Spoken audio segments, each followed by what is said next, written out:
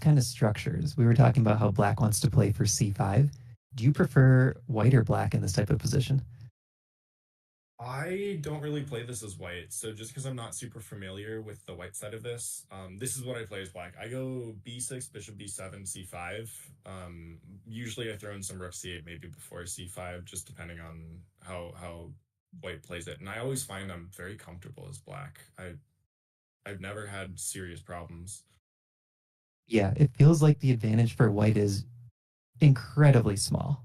Yeah. Maybe they have to create some sort of imbalance, like queen e2, rook d1, Yeah. take an isolated queen pawn, and maybe try to play with some more space. But it almost looks like a queen's gambit accepted after c5 is played. A little bit. Although queen e2, and if you can get some e4 and maybe you're actually doing all right. Yeah, e4, e5. Try and grab some space and go for some king side attack. Put your bishop on d3, and since the knight is moved, but of course, black has a lot of time to respond. So I don't know if that's so feasible. They might get their own e5 push in because if I go queen e2 after I don't know rook e8, I'm not seeing how I'm stopping e5. Yeah, that does look tough. And then white does have to figure out how do we get that c1 bishop into the game? Yeah, you might have to do some strange b3 maneuver to get the bishop out. That's not something I'm thrilled about. So maybe you go queen c2 b3 and then get your bishop out. Like yeah, you can go bishop b2 or maybe even better bishop a3 because I really like the dark squared bishop for black. Yeah, that's a good point. Try to trade off this good bishop, lead black with the bad bishop on c8. Yeah, While we use C5 I think is a little inaccurate here because I feel like I don't have to do anything as white right now. I could go queen c2 now. And I don't think you really want to take. yeah, queen c2 makes sense. And maybe even better queen e2 because since the c file might be opening, I don't want to put my queen on a file where a rook is. I hid the engine now, but I did see the top move, and it's the top move by about zero point 0.4, knight a2. Okay, I'm never playing this. If I see someone play this, I'm like, crap, they're in prep.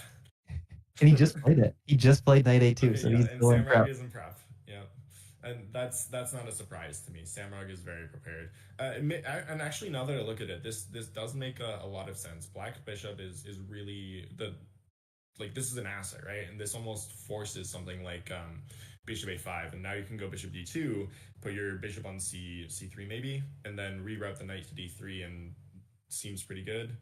Um, there might be a deeper idea here, but just conceptually speaking, I'm gonna be trading that d pawn, so this diagonal is going to open. So if I can get my bishop to c3 or trade off your bishop, I feel like I'm doing a lot better as white. But yeah, this is a deep plan. I never would have seen this if Sam Martin didn't play it or the computer didn't recommend it. Yeah, and just like you mentioned earlier, the option of trading off the dark bishops, that's exactly what white wants. If you think of, which minor pieces do we trade off here? And I'm also afraid of this line for black. If, okay, so let's say bishop a5, bishop d2. If these pawns trade and the knight comes out, black has to watch out for b4 already. Yeah, and all of a sudden I'm grabbing some space, and this can be good for me in the end game if I keep my pieces on. Um, yeah, and the pawns are gonna get scary. And the bigger question I think is if I get like some a4 push in, now I can't really go b6 without some troubles. And well, maybe we can, but I'm afraid for the light squared bishop if I start pushing my pawns like that. Yeah, and if this bishop goes on a5, then it's even harder to play b6. You have to Exactly. reroute the bishop again first. Yeah. So I'm understanding knight a2 now, but this is not a move I would have ever considered. Yeah, that's impressive prep by Sam Rugg. Yes, it Um, is. so I would say here we're probably already at comfortable to clear advantage for white. Would you agree with that? Yeah, I mean, I don't actually know the engine eval, but I'd say like anywhere from like point 0.4 to 6. I agree with that. But Yeah, like I was- not like the game is over by any means, but I definitely prefer white. and just right before c5, we sort of agreed that it was pretty close to equal. Yeah, which is why yeah, C5 conceptually makes sense, but I think it's just a little too early because you're blocking in your bishop and you're neglecting other pieces. I think, like I said earlier, b6 with bishop b7 generally comes with more venom, and you prepare your b5 push with like rook c8, queen c7, something like this, just to slowly build it up. Um, but I mean, it makes sense why this move was played. It's just maybe the engine with Samro's prep shows that this is not how we do it. Yeah, that makes. Let's see if I can move the mic closer to help out with the soft voice.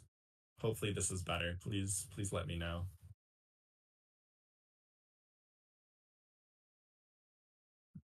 Oh yeah, there we go. Please let me know how this sounds.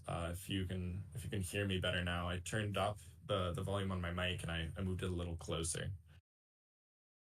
I see that comment came from Dennis Mays from the Rochester Chess Club. He's our club president down here. Oh, very cool. I've never actually had the pleasure of visiting the Rochester chess club. I'm here by the Twin Cities, so it's a bit of a drive. Well, next year we'll have to get you in the Rochester Open. That's been a really fun event, especially since we moved it to the Civic Center and we have support from MSCA. We get really good turnouts. Ooh, that's nice. Yeah. If you let me know when the dates are, I would actually be very happy to play. Okay, cool. Hopefully I'll be available because I always like the is it a weekend tournament? Those are some of my favorites. Yeah, we've Just switched it to 2 day tournaments, so Saturday and Sunday. yes, perfect. Should we go to board number two? Jump to Yeah, that we one. can take a look at board two. It doesn't look like there's a ton happening. So we have Miles with the white pieces, Andrew Titus with the black pieces. What's Miles's rating? Do you know?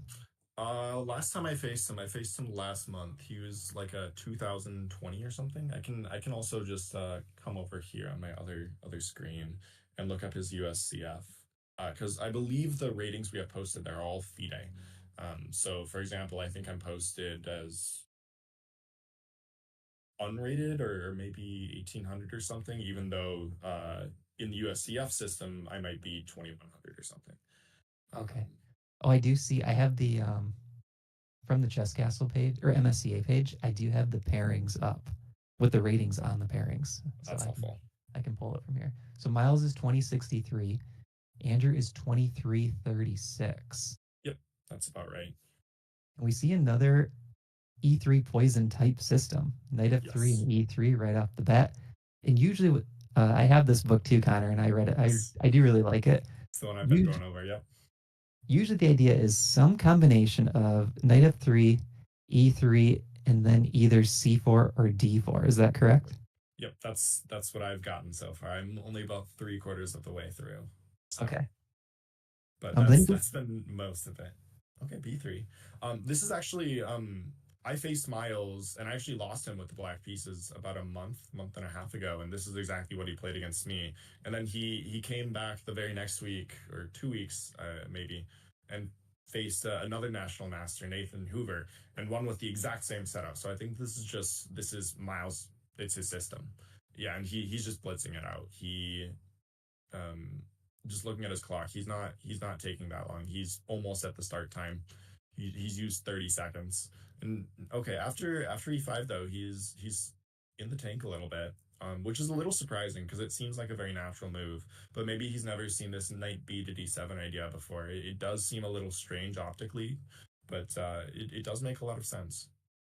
yeah, I like that it supports the center, and it feels like even though white has the bishop pair, if white's not careful and black gets bishop d6, castle, you might run into a position where black's space is full compensation for the bishop pair. Yes, and that's I think a very real possibility in this position because like even if white goes for example knight c3, well I want to reinforce my center and block you out, so I'm going to go c6 and now I create luft on c7 for my bishop or my queen, and all of a sudden this gets scary because now you don't want to castle kingside because the bishop and my knights are pointing that way, but you also don't want to castle queenside because you might get hot sword. So this can get nasty. Um, for I'm that looking at reason, I'm thinking maybe going. d4 here makes sense, or c4. C4 is maybe a little bit more practical because it keeps your center chances alive. Um, but okay, I see you have the engine pulled up, and I'm seeing g4 is the top move. I don't understand. Um, but okay, okay. But I think c4 or d4 is maybe what I'd play here. And we also Um, have the Masters database open. C4 was okay. played 19 times. Yeah, and this I G4, think is the most natural move. G4. Okay, some masters have been doing prep clearly.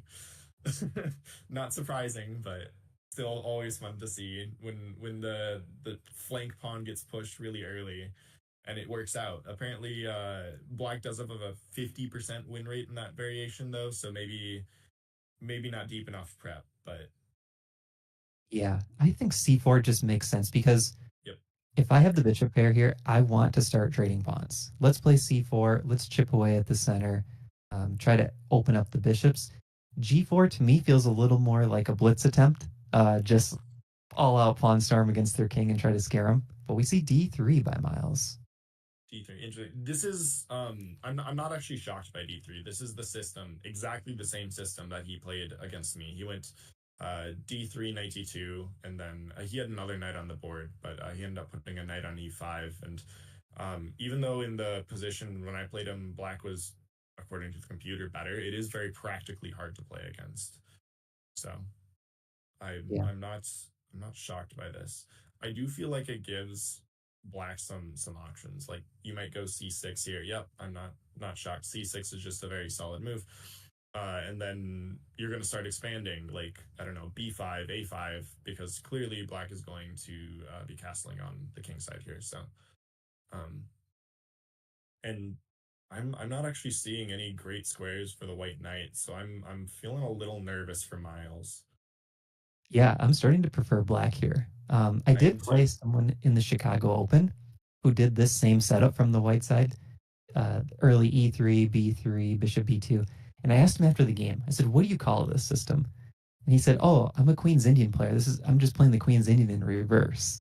So I'm kind of curious if Miles Okay. thinks about it as the Queen's Indian in reverse, or if he's a Queen's That Indian could player.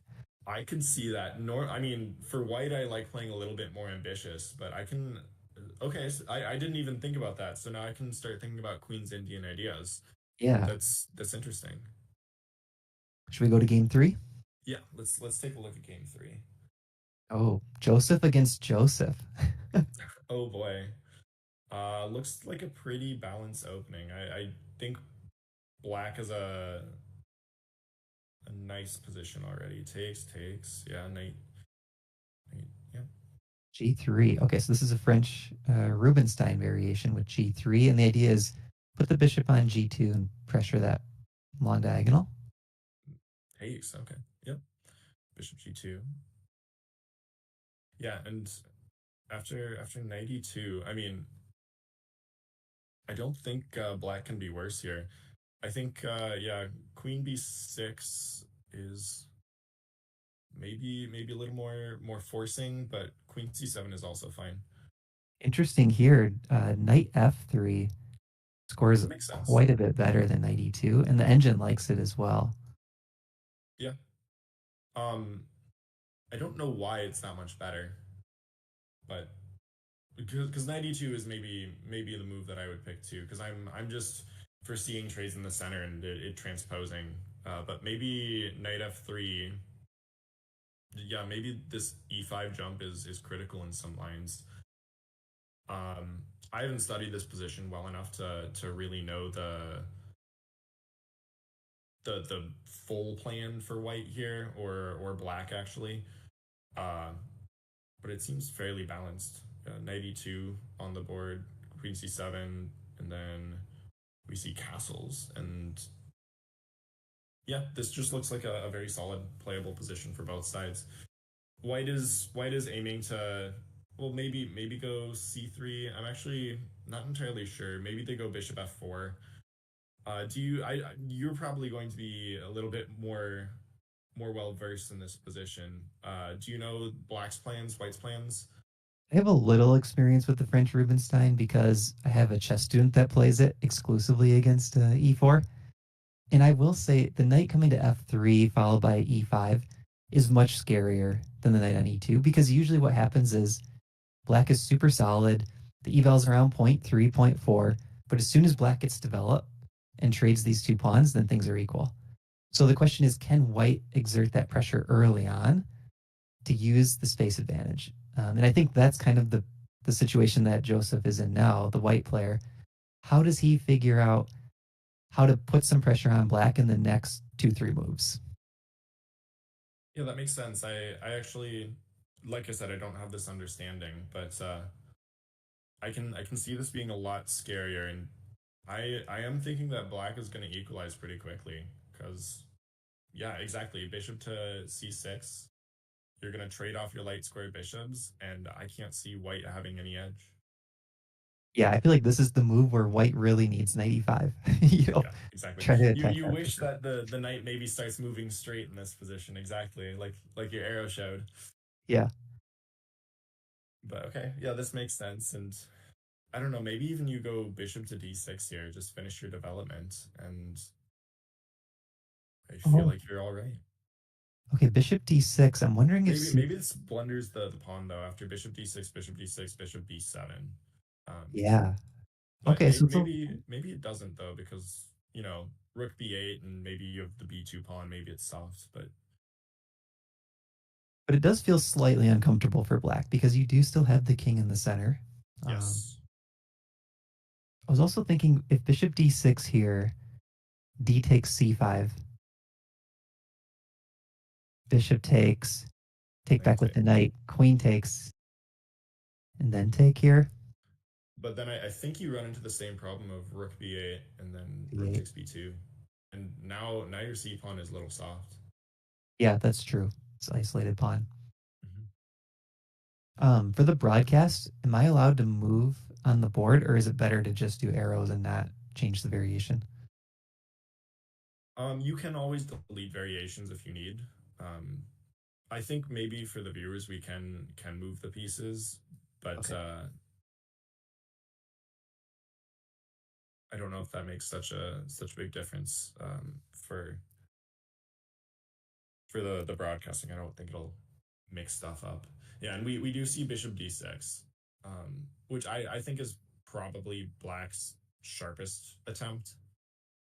Whether it's the best attempt or not, I'm not sure, but it definitely seems to be ambitious. Yeah, I think if you move the queen here, you're giving white too many free moves. you know, Exactly. you might get punished for that. Yep.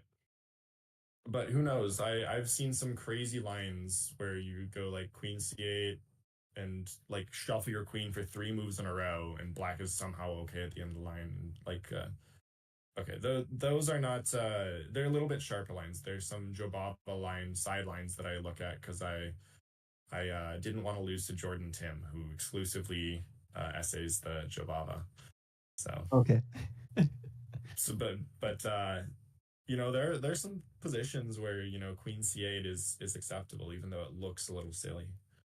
Um, but maybe queen c8 is best in this position. I don't actually know the computer eval. Yeah, okay. The computer says this is not so good. So okay, we're not completely out of it. We at least understand this a little bit. But apparently there Yeah. was a slightly better play. I couldn't tell you what it is. So yeah, we noticed that the eval bar just very slightly inched up for white after bishop d6. Maybe Queen queen. b6 maybe. That's what I was just thinking. I don't. That looks like the move. Queen b6. I guess that makes some sense. It does feel a little strange, but you are arguing your b2 pawn is on pre. You got to do something about it. So And you're waiting to maybe put this bishop on c5, go on this diagonal. very interesting. I don't know if I've ever played a position quite like this one. The pawns are kind of tense, so I'm trying to figure out what's going on still. Yeah, and actually, now that I think about this more, this makes quite a bit of sense because now I'm actually threatening c takes d, and after knight takes, I go bishop c5, and I'm creating a concrete threat. Um, Yeah, it's a little so uncomfortable so for maybe this is the white. play. You can feel the pressure. Yeah. Um, I mean, bishop d6 does similar, but apparently the computer is saying this is preferable with the queen b6. Very interesting though. Okay, so I am peeking at the computer line. This is what it's recommending. D takes c5. It's what we Yep. just looked at, but we didn't go as Bishop deep. takes, knight Knight takes, takes, queen queen takes, takes. bishop takes, rook d8. And now knight to d3, Ah, okay. guarding the Yeah, pawn. very nice. And after queen to c7, I mean, a pawn is a pawn. I do prefer black's position, but because white has the material edge, white has to be better. Yeah, if it were equal pawns, you would pick black, right? Yeah, exactly. But unfortunately, it is not. So you have to definitely say white has some edge here. Okay, so it'll be interesting to see if Joseph finds that line because it's not easy to spot, but I think in classical, there's not too many variations to look at. He might Yeah, find that. yeah, and especially since he's been thinking for so long, it makes me believe he's calculating these lines. So I think there's a very good shot at Joseph finding this line and just being up a pawn against his opponent. Oh, and we should mention the ratings. So Joseph Changwan is playing white. He's 2310. And Joseph Pregon is playing black. He's 2023. So white is higher rated by about 300 points. We're looking at the 2300 with the white pieces. I think he finds that. I think that's very findable. Yeah. All right, let's move on to board number 4. We have Josiah Joranby with the white pieces. He's 2190 against Yuval Shimesh UV. Yep. 1990. I faced UV a few times. His rating, I think it fluctuates. He should maybe sometimes be like a 2400, and then sometimes he has an off day and he'll play like an 1800. So let's hope today he's on. That's always more fun. He's Oh, a chess castle regular. so he played the Sicilian. Yeah, this We get is this is classical for him. Bishop B5, Rosalimo, Hmm. take.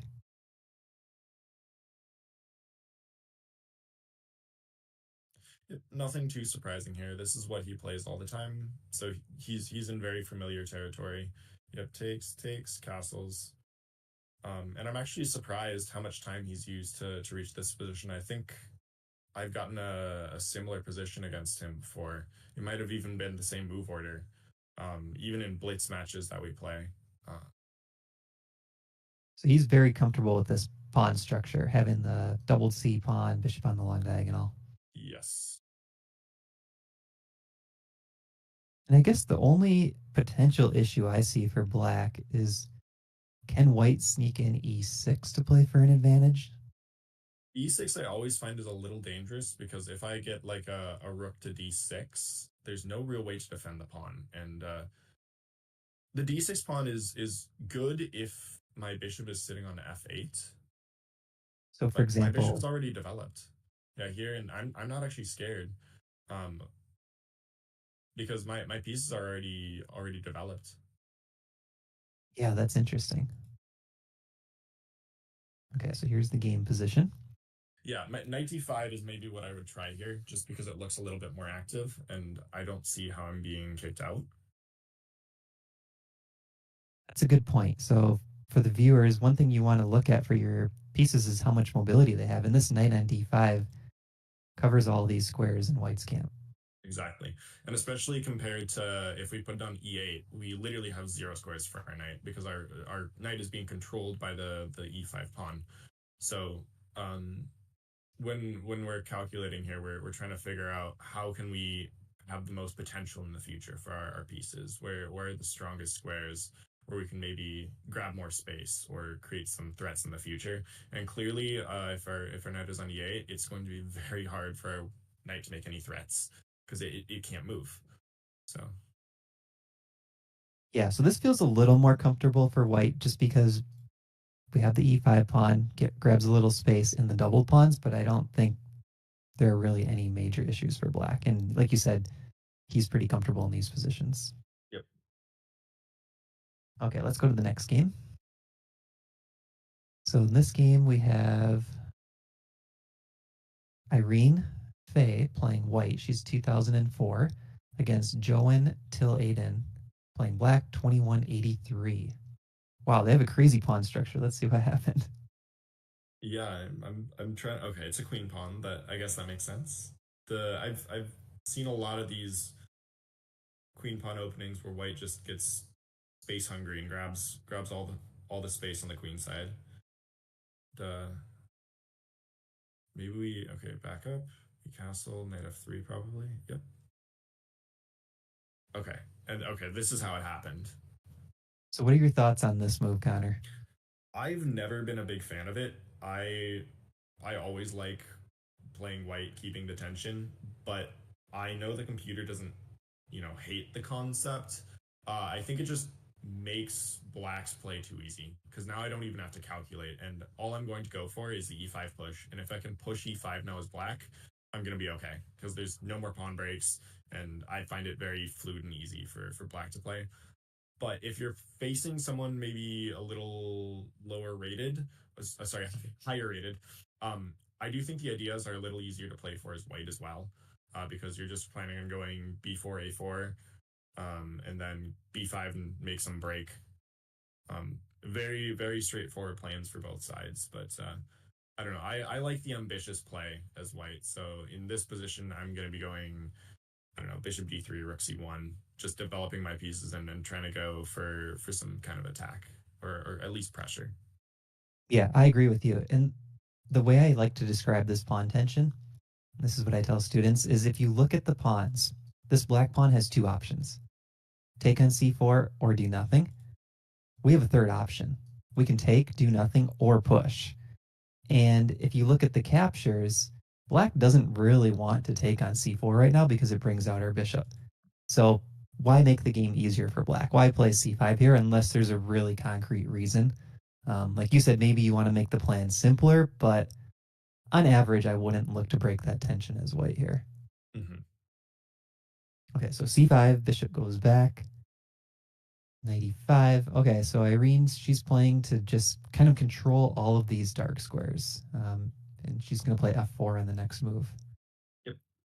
Knight out. Yep. f4. And like I was saying earlier, white's trying to stop this e5 push because e5 is really what black wants to play. So now I'm actually after this trade really liking white's position. I don't think that black wanted to trade there. And I'm actually not entirely sure if black should have traded there. I think maybe instead of trading, you go knight to like f8 and try and get some f6 push in the future. Something like this might be, I think, more called for because once white stakes their claim to the e5 square, I don't actually see any great plans for black to play for. Yeah, I agree with you. I think this turned out really well for white, and I'm not sure which move it sort of went wrong for black. Maybe it was knight b d7. That does seem a little slow. Maybe instead of knight there, you try to break with like b5 or b6. I'm not actually sure. Maybe b6 because it at least forces the hand of white.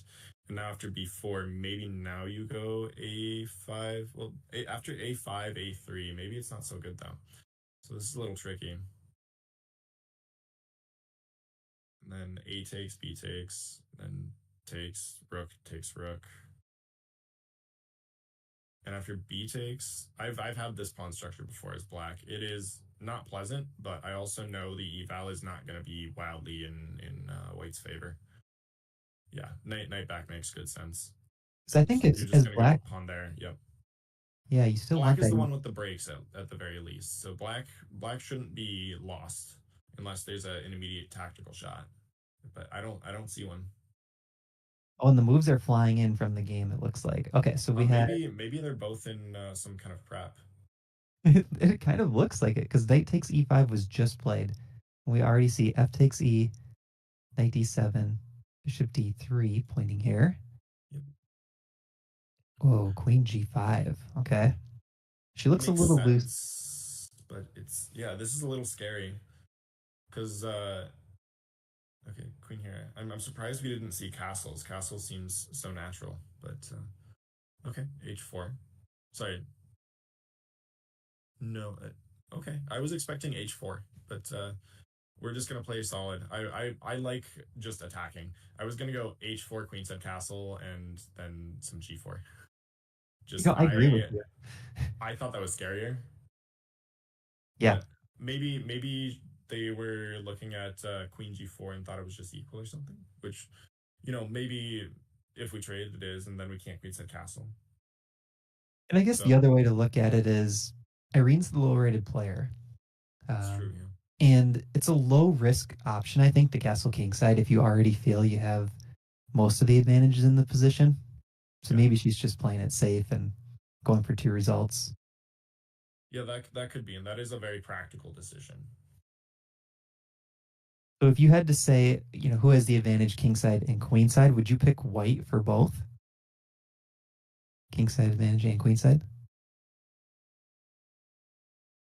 Actually, after this move, I don't know if white even has the queenside advantage. Does Okay. So You'd play b5, a4. yeah, I would have pushed my a pawn first. b5. I'm wondering if I can take and then go b6, um, and be okay. Bishop takes might be bad for us though. Try to Yeah, trade light bishops as black. that could be. Yeah, so maybe knight takes is the only play. Oh, this knight's going to sink in on d6, though. That's a little uncomfortable. That is a little scary, but I'm still gonna try and make something like b6 work here, and the computer's not in love with it, but I can't make heads or tails of what's going on as a human. So Yeah, and I like the idea. So what you're doing is you're saying, okay, we're a little bit cramped as black. We don't have many things in the position that we can claim that we have an advantage in terms of the imbalances. So let's just mix it up a bit. yeah, but actually bishop d7 makes a lot of sense, and maybe now you go b6. This could be an even stronger idea. Oh, she plays a4. And then Yep, here's the knight out. current position, knight g6. These moves are. I mean, black has only used 15 minutes, so this is a little surprising for how bad the position looks to be playing this fast. But I don't know. Maybe he knows something we don't. This could be just a position that black plays a lot. Because I know I play a few lines, and I play them consistently and with the black pieces, and it's like plus 1.5. But it is the line I will go into because I know every single idea. Um, so maybe Yeah. maybe that's just the case here too, where black knows their worst, but also knows that this is practically very hard to play. And I suppose for a structure like the Stonewall, if you play Stonewall all the time, they're all pretty similar, and you're not in any huge danger of being blown off the board once the Very pawns are true. locked up. Yep. Okay, let's go to the next game. I think we can probably agree advantage for white, but nothing too major Nothing at this point. conclusive. Yeah. Yep. Okay, in this one we It's have pretty Jordan dry. Hill. I think this is still opening theory. Okay, let's see. I'm trying to look for the ratings. This is strange though. I feel like this is opening theory. How did we get here though? This seems so familiar. Petrov's defense. Yep. Do you play this for either color? Yeah, I played as black. Okay. Instead of I know d6 is supposed to be the best line and right out of the opening, but I always love going knight takes e4, just because it makes white prove they know their theory. Oh, back here. Yeah. The computer is not in love with it, but it also doesn't hate it. Yeah, queen e2, queen e7. And there's a cute trap. So yeah, after queen takes, you're supposed to go d6, hitting it, and you usually see d4. And then after takes, pawn takes, knight c6. A lot of players go bishop f4 here, which is just a little inaccurate because now I go g5. And if Oh, they get cool. greedy and go bishop g3, now I should go g5 and I win your piece because you can't en passant, and I'm gonna go f4 here, and all of a sudden I'm winning. And I've won, I think, 2 or 3 classical matches, and I even beat I believe in 1900 with this just right out of the opening, and they removed I removed their bishop, and like 4 moves later they resigned. So I mean, I always like lines like this where it's very double edged, and I see a lot of potential for black to develop quickly. If black plays it right, it should be slightly better for white still, but you have to know all your lines. So I like these kinds of openings. And F5, it comes out of nowhere. That's a Yeah, surprising move. yep. It is very much a shock. And when I played F5, every time I've played it, my opponent just win the tank because it's just you don't see it. It looks impossible because I just en passant and now your queen's under attack, but you have to realize your queen is on pre. So you can't be taking the F5 pawn, and now I'm attacking your queen, so I'm gonna get F4 with tempo, and it's completely winning. Wow, that's a cool line. And like you said, the best case scenario for white, maybe half a pawn according to the engine, or Yep. point 0.4 somewhere around there. Yeah, and I'm okay playing a slightly worse position if I know the ideas. That's true, and it's equal too. Okay, so let's look at the game position. Bishop e6, knight Knight g5. G5, Queen E7, castles. Yeah, and this is all theory. So or at least I've seen this position before. I've played it in Blitz a few times. So I'm a little surprised that White has taken so much time. Jordan Tim, he plays fast, even if it's the most complicated position you've ever seen. He's going to take 45 seconds to figure everything out and then move. So I'm not surprised that Jordan is blitzing everything.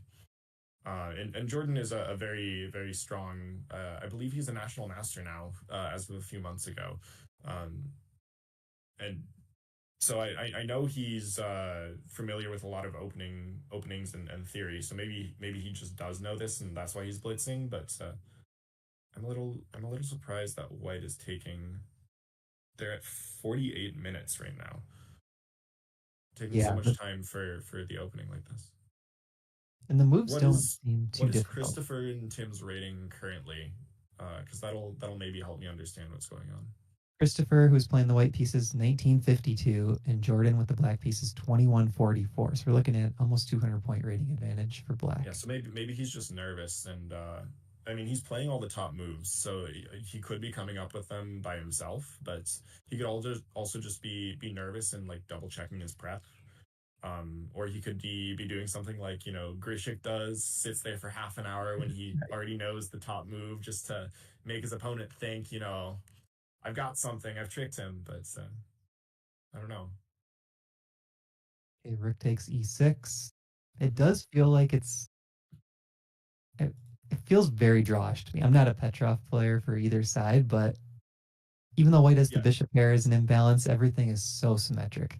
yeah. I've never had good winning results playing this as white, so I stopped playing it. I think in this position you're supposed to go bishop e3 and then bring your knight to. I think there are a few plans. You can either go knight d2, knight f1, and then try and develop that way. Or there's a funny plan. I don't know if it works now. But you go pawn a4, pawn a5, and try and grab space. And if you see pawn to a5, you can start dreaming of knight a3 and then sink your knight onto b5 at some point. I'm trying to remember the line. It's a pawn sack line. It might not be this exact position, but there was something that I looked at some point. Yeah, no surprise. Bishop e3 on the board. I think this is the most principled play. That or rook takes rook. But you feel like black's rook is maybe a little misplaced, so I don't like trading either. And doesn't this open up the immediate threat bishop f5? Yep, that is the very quick and concrete threat. It's never scary. Black is just going to retreat their rook, and they're going to have no problems. Yeah, Probably you rook can e. you can even go back to e8 and be okay. Like every retreating square here works, and I think even g6, even though it looks weakening, if I remember, is not lost. And so like anything to stop this threat, like it's so solid. There's almost nothing you can do wrong. All right, let's go to the next one. This one's pretty equal and kind of dry. Tyler Okay. is a very solid player, so I think this is very much his style.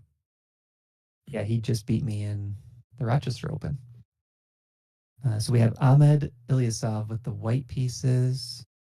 Oh, sorry, the colors always looked flipped on the list of Yeah, games. He has the I black believe pieces, that. Yeah, yep. There we go.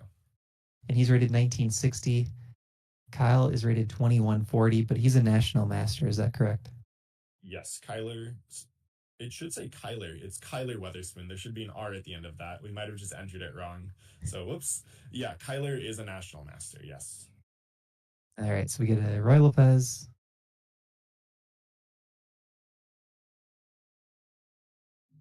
We're following 3,000 master games still. Do you play Roy Lopez as white?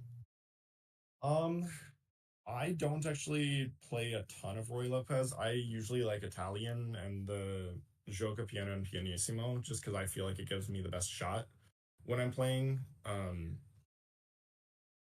But I do know the lines because I face it as the black side, so I'm familiar with some of the concepts. Um, I used to only play one D4. I dabbled in E4 for about a year, and now I'm kind of back to D4. So Okay. yeah, so I'm not gonna say I'm an expert. If it's D4, I can maybe provide a little bit more insight. I'm kind of in the same boat. I haven't played E4, E5 in tournament games for a long time. I I think it's good to have in your back pocket to mix it up, but I am a D4 player myself, so So I'm not interesting. gonna be able to comment too much. This is the first move that the engine complained a little bit about. Yeah, I actually don't quite understand this move. This just gives me a target, if I'm not mistaken, because I wanted to go F4, and now I'm getting it with tempo. I agree with you. So Okay, knight knight takes. takes. Interesting. This is maybe not what I would have played, but it makes sense. So I agree with you. I'm curious to hear why wouldn't you play knight takes e7? This might be good for the viewers to hear our thoughts. Well, I'm looking at this bishop and I'm not seeing any potential for it. I can take it next move. I can take it in 30 moves. You know, maybe that's a little bit too much, but the point is, it's never moving. I have this option, and I would rather wait for them to force the issue. So I'd probably go like queen to e2 and go for f4 here. But if black goes, for example, c6 in this position, now I take because now they've wasted a move, and I don't think c6 is an improvement. In fact, I think it's making black a little bit weaker because now the knight can't even retreat there to hold the d4 pawn. And if I'm black, I would have wanted to go c5 in one play just to fix my pawn somehow Yeah, I agree with and you. So support my let's d4 play. let's make black kick us first. I think that makes more sense. Yep. But it's a minor difference. Yeah, and this is not like one of the super dynamic sharp positions where every move matters. So it's not really going to make a huge difference. It's just I always like having that one extra tempo because maybe in like 10 or 15 moves it'll make a difference. Yeah, and sometimes those little things add up. Those little small decisions of can I gain that tempo? Can I create that little weakness in the opponent's camp? Exactly. And yeah, Um, now we'll see. Oh, queen to g3. I would have gone e2, but g3 is a little bit more aggressive. Um, I'm just not comfortable with these structures on the white side, so I always play the solid passive queen e2 and then go f4 and try and play it like that. But actually, when I see queen g3, I maybe even like this more because I mean, very caveman threat, but I just want to go. Yep, exactly. I want to go f4, f5, f6, make some mate threat on your g7 pawn. And if you're not careful, let's say you go, I don't know, pawn to a5 in this position as black. I'm gonna go f4, and knight g6 looks like it's covering. Yeah, exactly. You have to play here. But if you go like knight g6, it looks like it's covering. All of a sudden, you're completely lost, right? Yeah, you push and then push again. This is a fork. You're forking mate and the queen, and you're completely winning now. So, um, yeah, yeah. I actually I like this plan because it. I mean, I would love to park my knight on g6, but now it makes it impossible. So in the game, let's see, we had queen g3, king h8. Makes sense. Yep, they're avoiding this threat. Now you go knight d7. Yep. It's And now you interesting. might you might just swing rook a to e to try and do something. Um, That's what he played. yep. And then yeah, f6.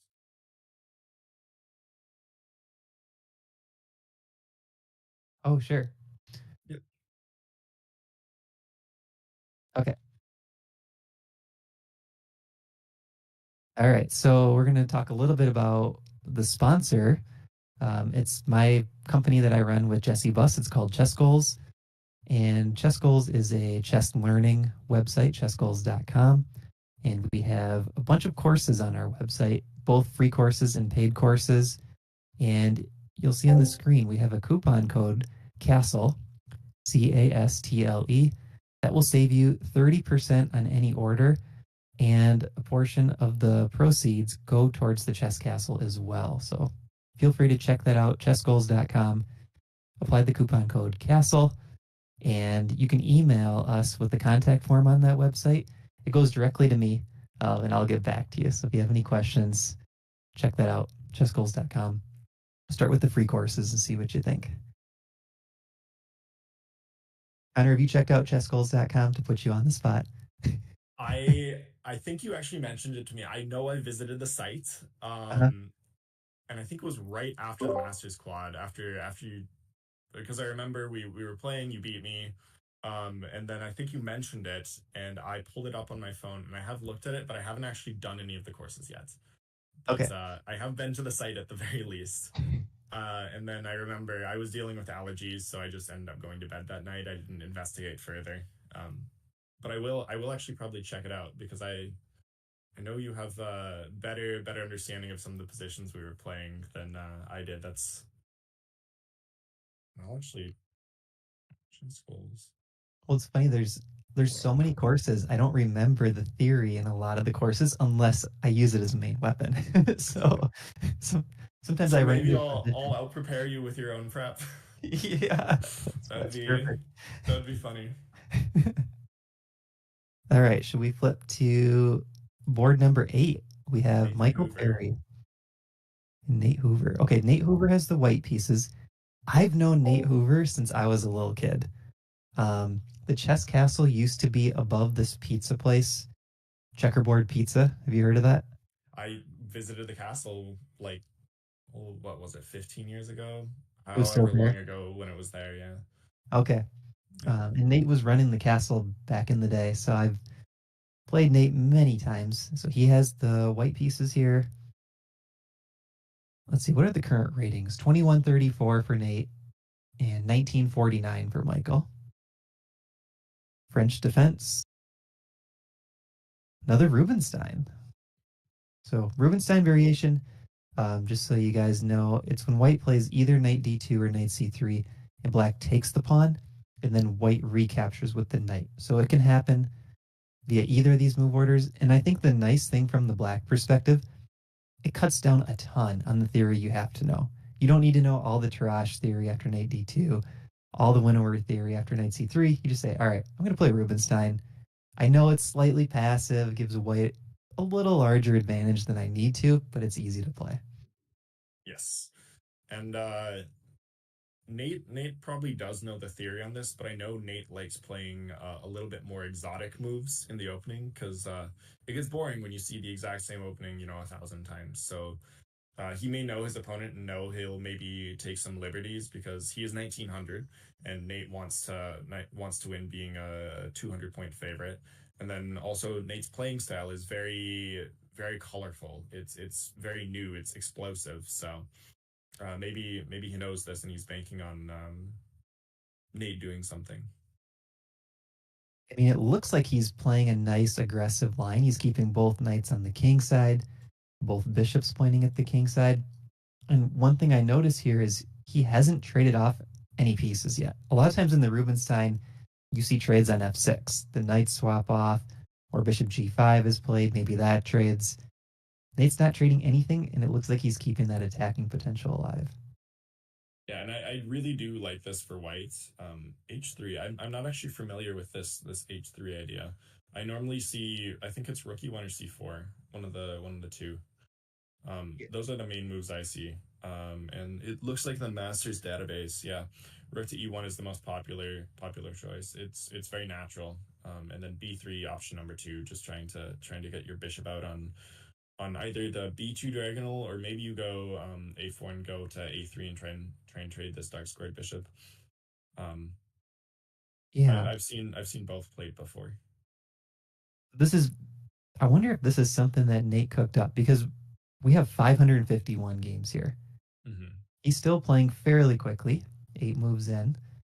But H3 has not been played in any master games out of 551. So what do you think the idea is? What's he planning with H3? Is it preventing anything? I Yeah, don't know. maybe he wants to go some bishop e3 and was just annoyed by knight g4. That's what I'm wondering. But if he's doing that, I would have expected c4 first. That way knight d5 doesn't come either. C4 is a little bit more committal though, so maybe he's just trying to avoid um, taking too much of a commitment or a risk this early in the game, especially when you're facing someone a little bit lower rated. You maybe want to see how their understanding shapes up, because if they misplay something, um, you can get an advantage pretty quickly. I just realized something though, Connor. It looks like the relay removed H3. So maybe he didn't play H3. Interesting. Maybe it just like he adjusted the pawn and it got moved. Yeah, That because could be. H3 doesn't make a ton of sense to me. Either rookie one is what I would expect Nate to play, because Nate is a very dynamic player. Um, but I mean, H3 does make some sense. It's just not the move I would have expected. So this actually the relay mistake is more plausible than H3 on the board in my opinion, just because I've played Nate quite often in recent times, and it's not a move I would have ever expected.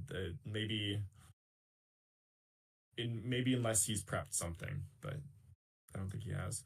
But it looks like there are a few. So it says h3 castle c4 bishop f3. This could just be on the relay. Um, Oh, do I need to promote it?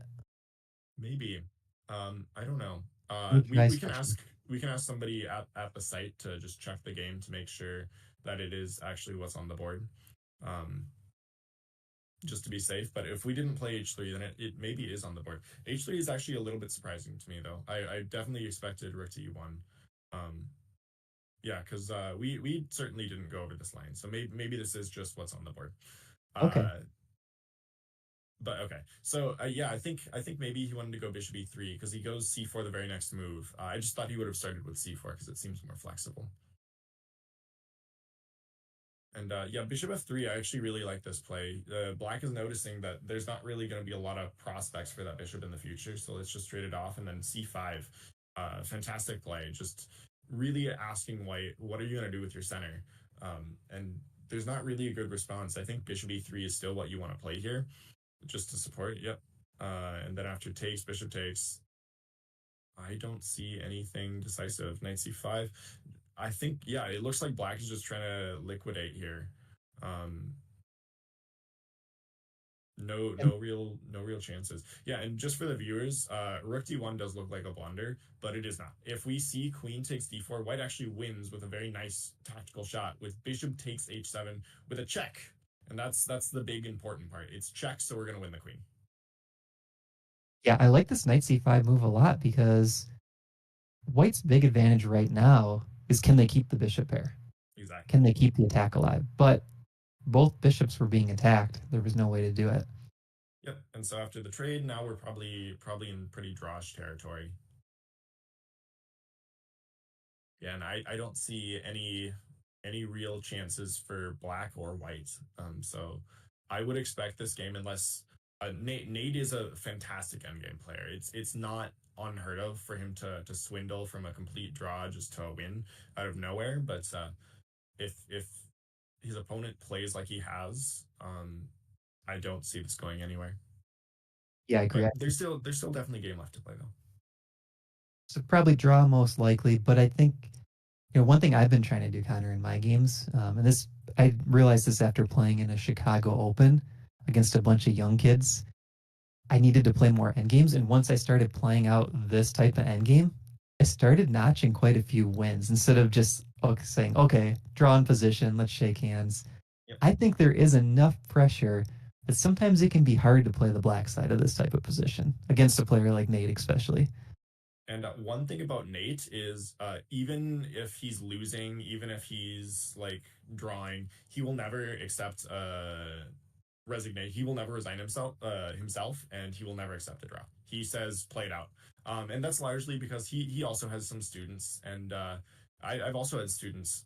I've done a grandmaster draw. It was just really easy. My opponent was above 2,000. We both knew what we were doing, so we shook hands. But then I had to explain to my students why we call it a draw because there's so many pieces on the board and what's going on. So Right. Nate, for his students' sake, never accepts draws, and he's not going to resign either. He would rather play it out and be beaten. So I do feel like Nate will do everything he can to make this as difficult as possible because I don't see him changing his policy on accepting draws just for this one match. Makes sense to me. Should we circle back around and go to board number one? Yeah, absolutely. All right. So where did we leave this last? Let's see. I think it was just after c5, and then we saw knight to a2. That's right. Okay, so let me back up a little bit. Knight a2 just played, hitting the bishop. Yep, b6, then takes. Ooh. Yeah, this is looking a little questionable.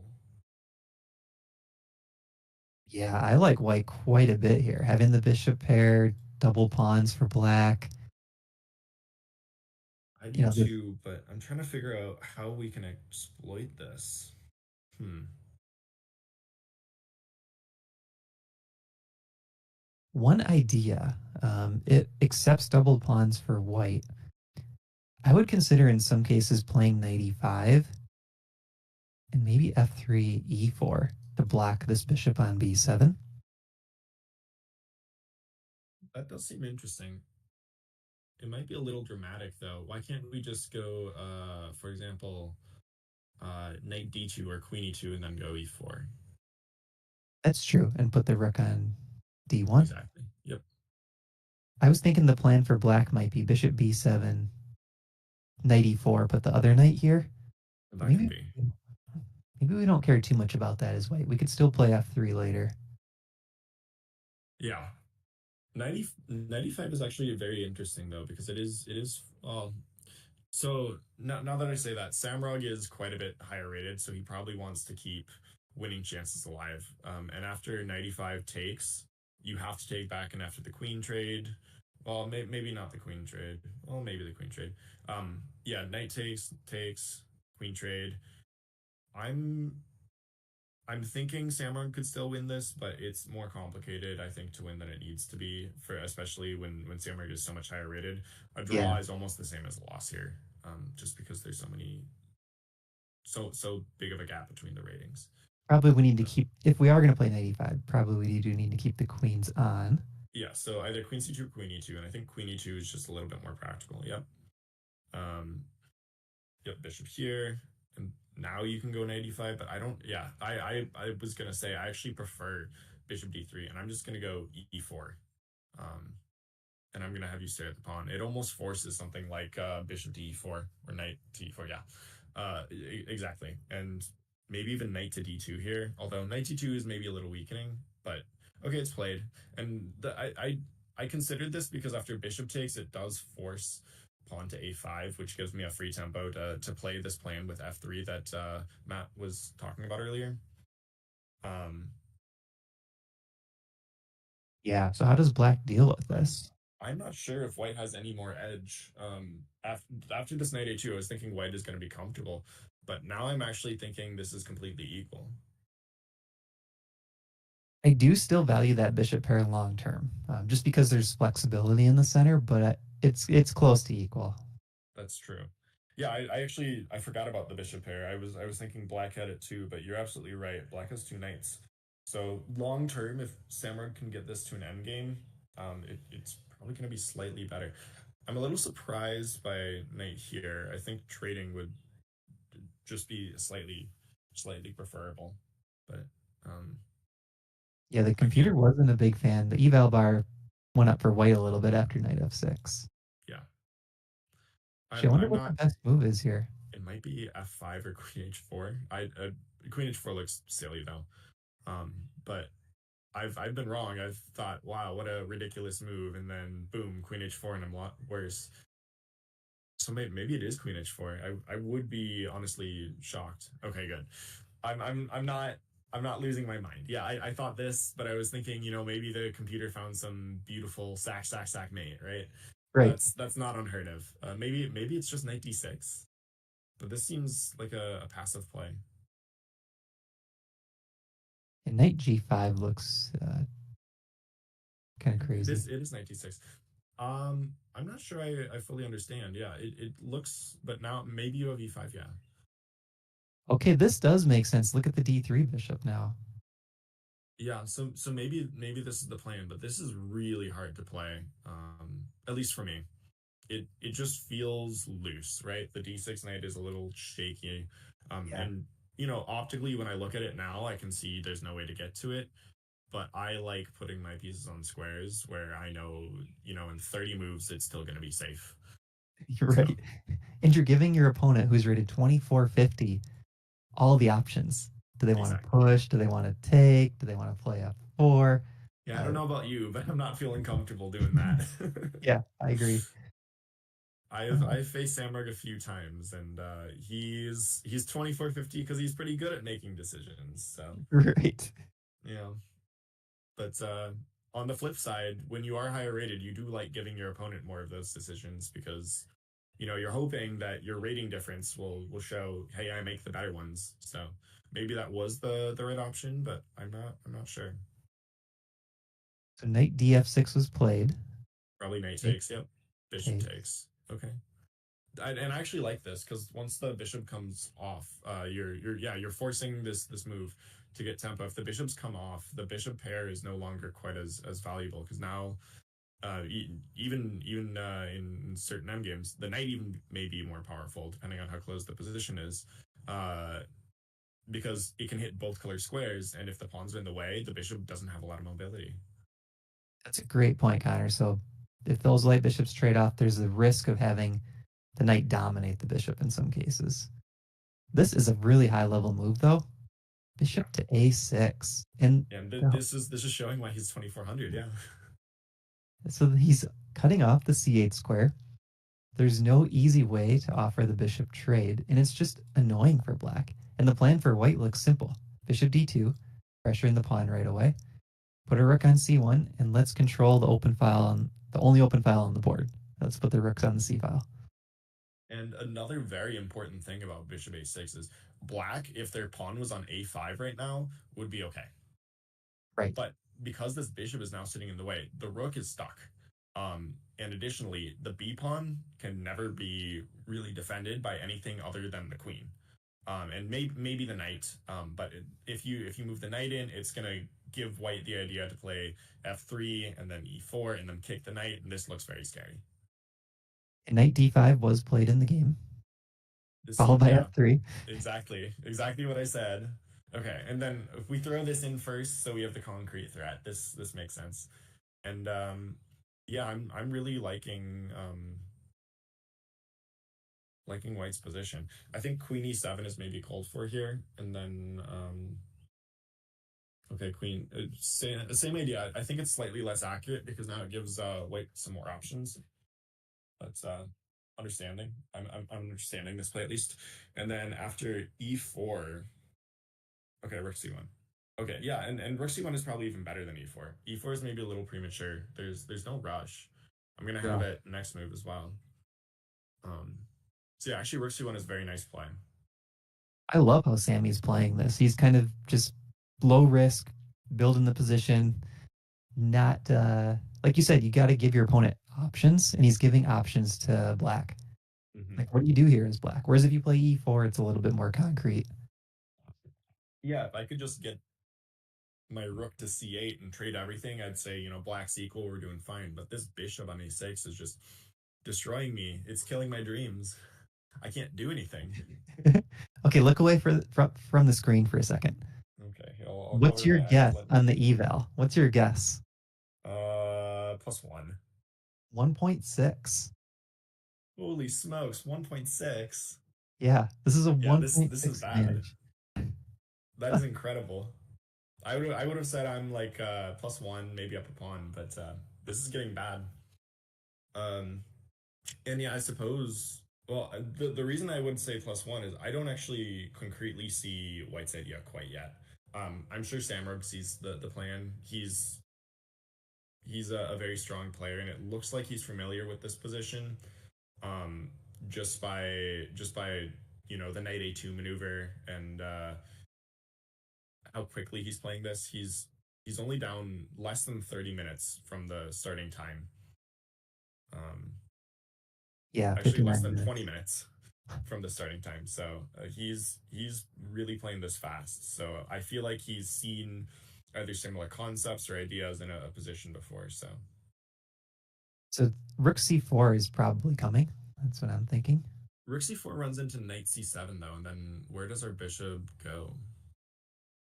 Thinking we could take with the tempo, but yeah, we do lose the bishop pair. Maybe it's not worth it. It very well could be. I'm just Because knight c7 is the move I wanted for black even here. I was wondering about knight c7 right away. yeah. Okay, one sec. Rook c4, knight c7. If you go bishop takes b4, So let's say here, take, yeah, sink this the might rook just be in. good. You're right. This is extra pawn, full control of everything. This is a really big advantage still. Yeah, so I think that this knight c7 idea needs to be prepped. And so maybe that was the plan of rook d8, and maybe we're even going to see rook d7 if that's the plan. Although rook d7 is so hard to play. Yes, it is. I don't think it's a good plan either, but who knows? Maybe the computer is saying this is the only way to survive. So let's see. What if rook c4? Rook Oh, look, c4. I think it's a fine play. Eval bar is not complaining. And after bishop takes b4, I'm actually struggling to find a play. Yeah, maybe queen d5. No, Then, because then after takes, no, it's gonna go rook takes c7. I'm just hanging oh, a you're knight. right. You're right. Yeah, I mean e4 might be good enough, but I don't see anything wrong with the knight. And this bishop can come out through b7 if it needs to. Yeah, so I think this is terrible. I don't think you can go knight to c7 here. Yeah, Well, maybe rook then, c4 is just it's really putting the question to black. What are they gonna do? What are they playing for? right. There's no concrete plans that I can see for black. They have to get creative here. Do we want to take a look at Andrew Titus's game? Yeah, let's go to that. Excuse me. So we were back here. So Miles had played a bit passive to start. He played d3, he played knight d2, Yep. and after Andrew plays bishop d6, he plays g4. Um, and So this, maybe this is perhaps he played this similar idea against me, and it worked well. One sec, I have to be right back. I'm gonna grab something real no quick. problem. So we were talking about books by Axel Smith earlier, Connor and I were. There is a book by Axel Smith that talks about how to face opponents at different ratings based on what your goal is for the game. Do you want to play for the win? Do you want to play for the draw, low risk, etc.?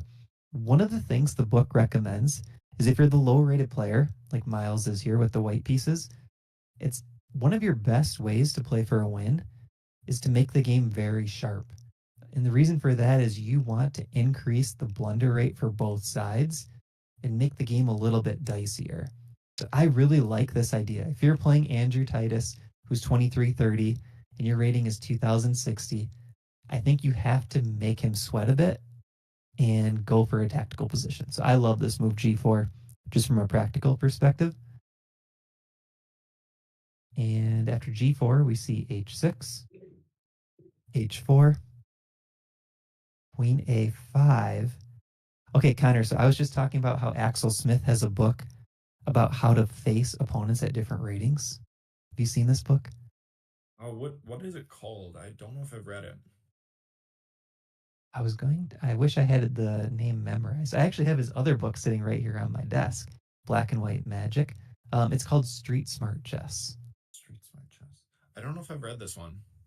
So one of his tips is when you're playing a higher rated player, you want to make the game crazy. You want to increase the blunder rate for both sides to give yourself the best chance. Look what Miles just did on these last two moves. G4, Yeah, H6, and then H4, H4. Absolutely crazy. and now Queen A5. The engine's already thinking, 0.7 for white, right? So he's got Andrew put into a position where he doesn't want a castle kingside, right? It's Yeah, pretty go scary. absolutely crazy. Maybe even G5 and just say you can never castle. See, so he starts with A3. Okay, sure. Queenside castle probably. This is interesting too. I mean, is he looking at a queenside pawn storm if Andrew goes to the queenside? Yeah, I don't know. The interesting thing is this pawn structure, if you get D4 in, now all of a sudden I think you're safe to castle on the king side. Because now the pawns are going to be locked and the queen is on the wrong side of the board, so you might even be able to do this. And if you see G5, you're just going to go H4, sorry, H5, and lock everything up, and you might even be safe there. Yeah, that's really um interesting. I like this approach by Miles. yeah, I do too. And I don't know how familiar Miles is with these pawn structures. The only reason I'm saying this is because like I said, I prepared Jordan Tim, and this is an idea in the London, where you lock out the Jabava London, where you just lock out black from your king side, and even though you have these advanced pawns, there's no real ways to attack, and that might apply here. And now we do see one of the top moves, according to the computer, pawn E4. So I think Okay, that's good so timing by Andrew. He's not letting Miles dictate the pawn structure in the center. He immediately plays E4. and then Queen G2 probably. Queen to D1. I'm not D1. sure I'm in love with this move. It feels like you're just making it harder for yourself to develop. Yeah, this is another strong looking move. So we see this hole on F3. Black would love to get the knight to E5. But let's first offer the bishop trade, and then hopefully we can follow up with knight E5 next. Yeah, we can't allow this bishop trade, because if the knight sinks itself into any of our light squared weaknesses, it's going to be really, really, really ugly very, very quickly. Yeah, and this might even force something like B4. The queen is the top engine move. I'm just looking at this. I was gonna say it forces like bishop E2. I'm confused by B4. I feel like the queen is off sides. Engine sees something I don't. But yeah, it forces like a bishop H3 or bishop E2. Um, It and looks like the I'm only reason it wants B4 is there's this queen C3 idea that maybe the rook gets loose in combination with the queen trying to guard G4. A little bit overworked, that possibly. could be. This is, yeah, this is, I guess, a nice tactical shot. I missed this. Yeah, so this is getting scary. So Miles can't trade. Trading is just going to give Andrew too much play. So yeah, Right. D4 makes sense, and then we'll, yep, bishop back. And the reason we don't go to, for example, C7 or B8 is because our queen wants to live on that square. And if we go to B8, that would actually be an ideal square, but now our rook is a little bit sad. So we're gonna drop to D6 first, and then if we really want in the future, we can go back castle, then bishop B8, if we really need to. Now we see C4 by Miles. Miles is making it complicated. I like his approach. Knight Right. back. Now I'm actually starting to like white again. I don't think this is a play that I would want to be making, because now I can even go like C5 B4, lock it up, and now my king is always going to be safe. And you're playing on both sides of the board, a lot of space. What Yeah, would you have played as black? in this position, I might have just It's hard to I play, thought isn't like it? B6 maybe, just to stop any ideas, but I don't like B6 tactically, because B6 I'm running into B4, and I'm just losing. In some similar pawn structures, and I don't know if it's the best move here, but I would definitely calculate it. I would look at B5. And the reason why is after C5 is played, we're much more prepared to face B4 because we're going to play A5. Yeah, and B5 might actually be a very good move here, just to lock things down. Um, Just to show an example, let's just say these pawns get locked. I don't mind this pawn structure if I'm getting A5 in, because then it feels like white's playing a little bit more defensive with this pawn tension. Exactly. So it might even force a4 here by white, but I'm not that scared of it. So yeah, maybe in this position, queen c7 is likely what I would have chosen, just because it's very solid. Um,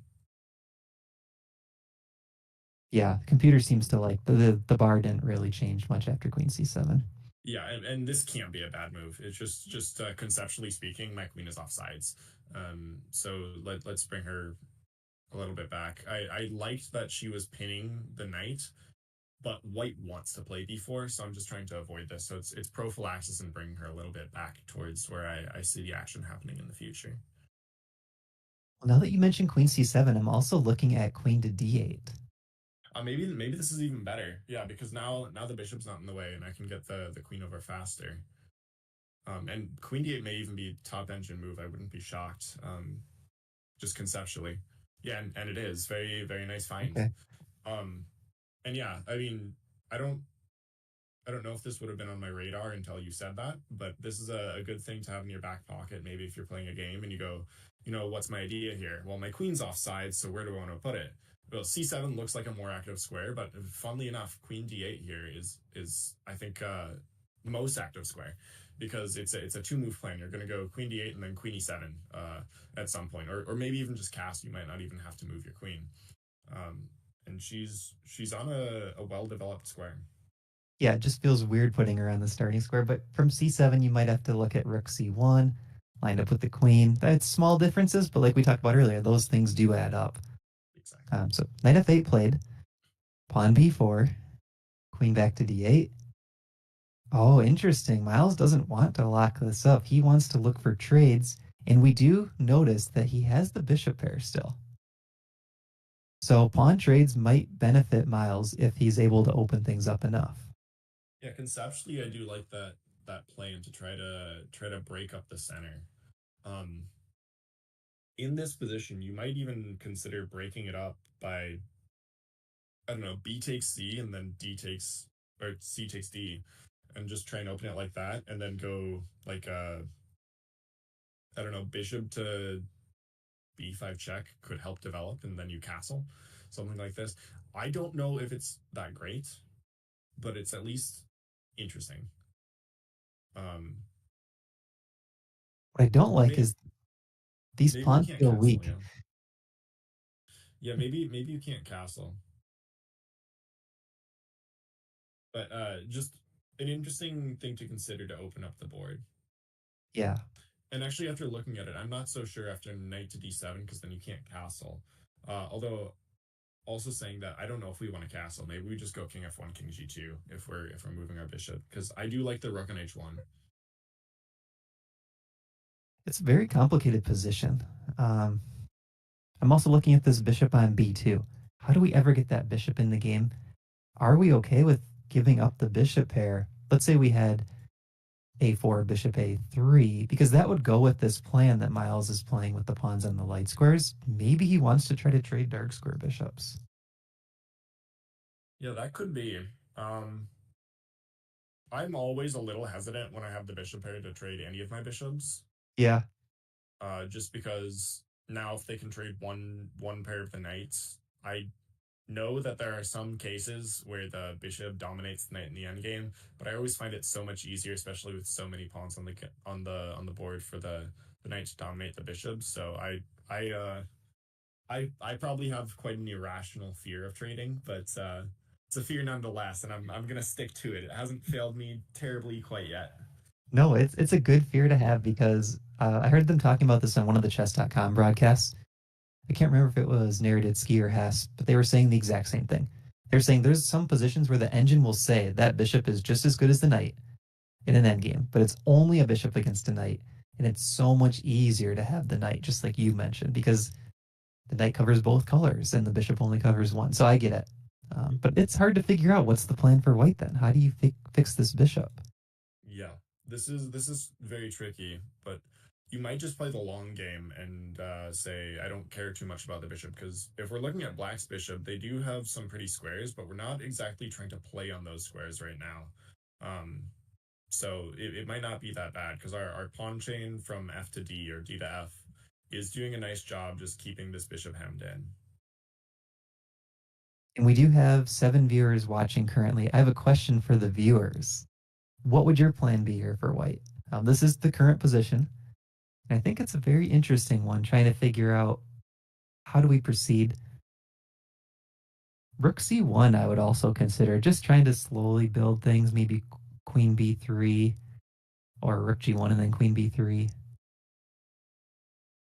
Yeah, this is definitely interesting. I'm not actually entirely sure what White's plan is. The engine gives the smallest advantage to White right here, but I'm not. Although to be fair, I also don't see the plan for Black, so maybe that's why it's so equal. Okay, let's peek at the engine. Yeah, little cheating. It says bishop to e2. Okay, this makes sense. Just trying to clear out. Um, yeah, I mean, honestly, this looks like a waiting move, and the engine recommends castling for Black, which makes sense. And then we'll probably go what c5 here, just to clamp down. This looks so scary though for black. I can't picture castling right into this pawn storm with the center locked. Yeah, this does look a little scary. I'm familiar with positions like this. Okay. So I don't fear it, and that's simply because let's say they rip open my king side. Where's the attack? You have a single rook.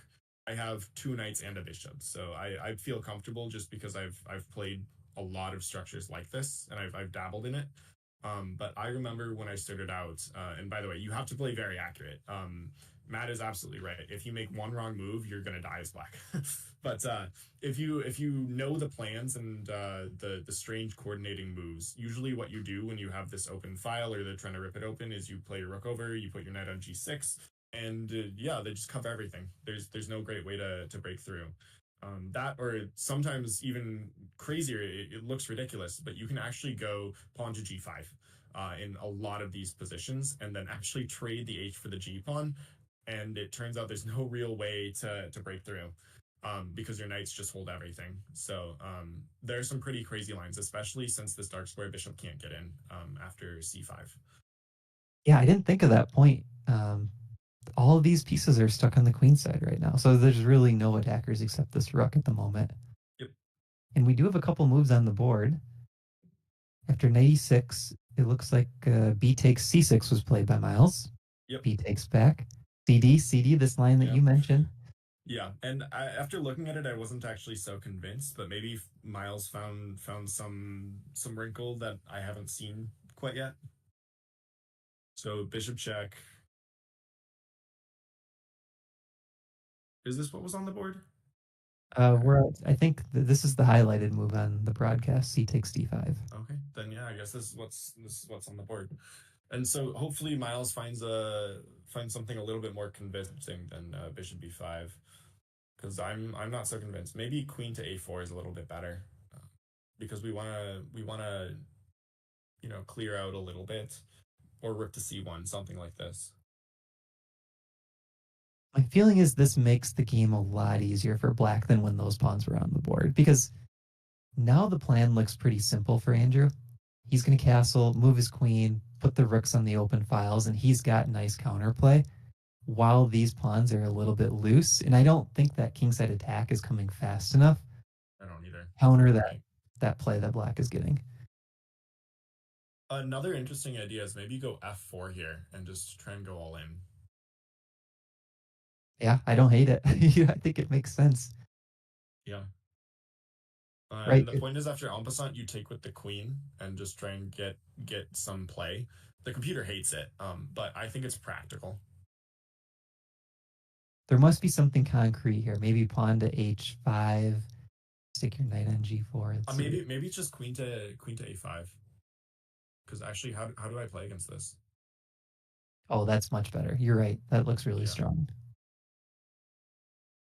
yeah. This looks terrible. And I think Andrew's strong enough to find that.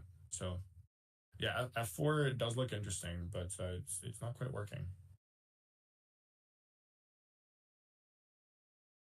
It looks like we do have bishop b5 check played and king to f8 by black.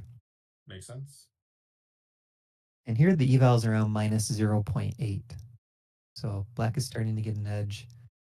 Um, And this is the tricky part of the game where now each side has to really start making decisions. It's not concrete.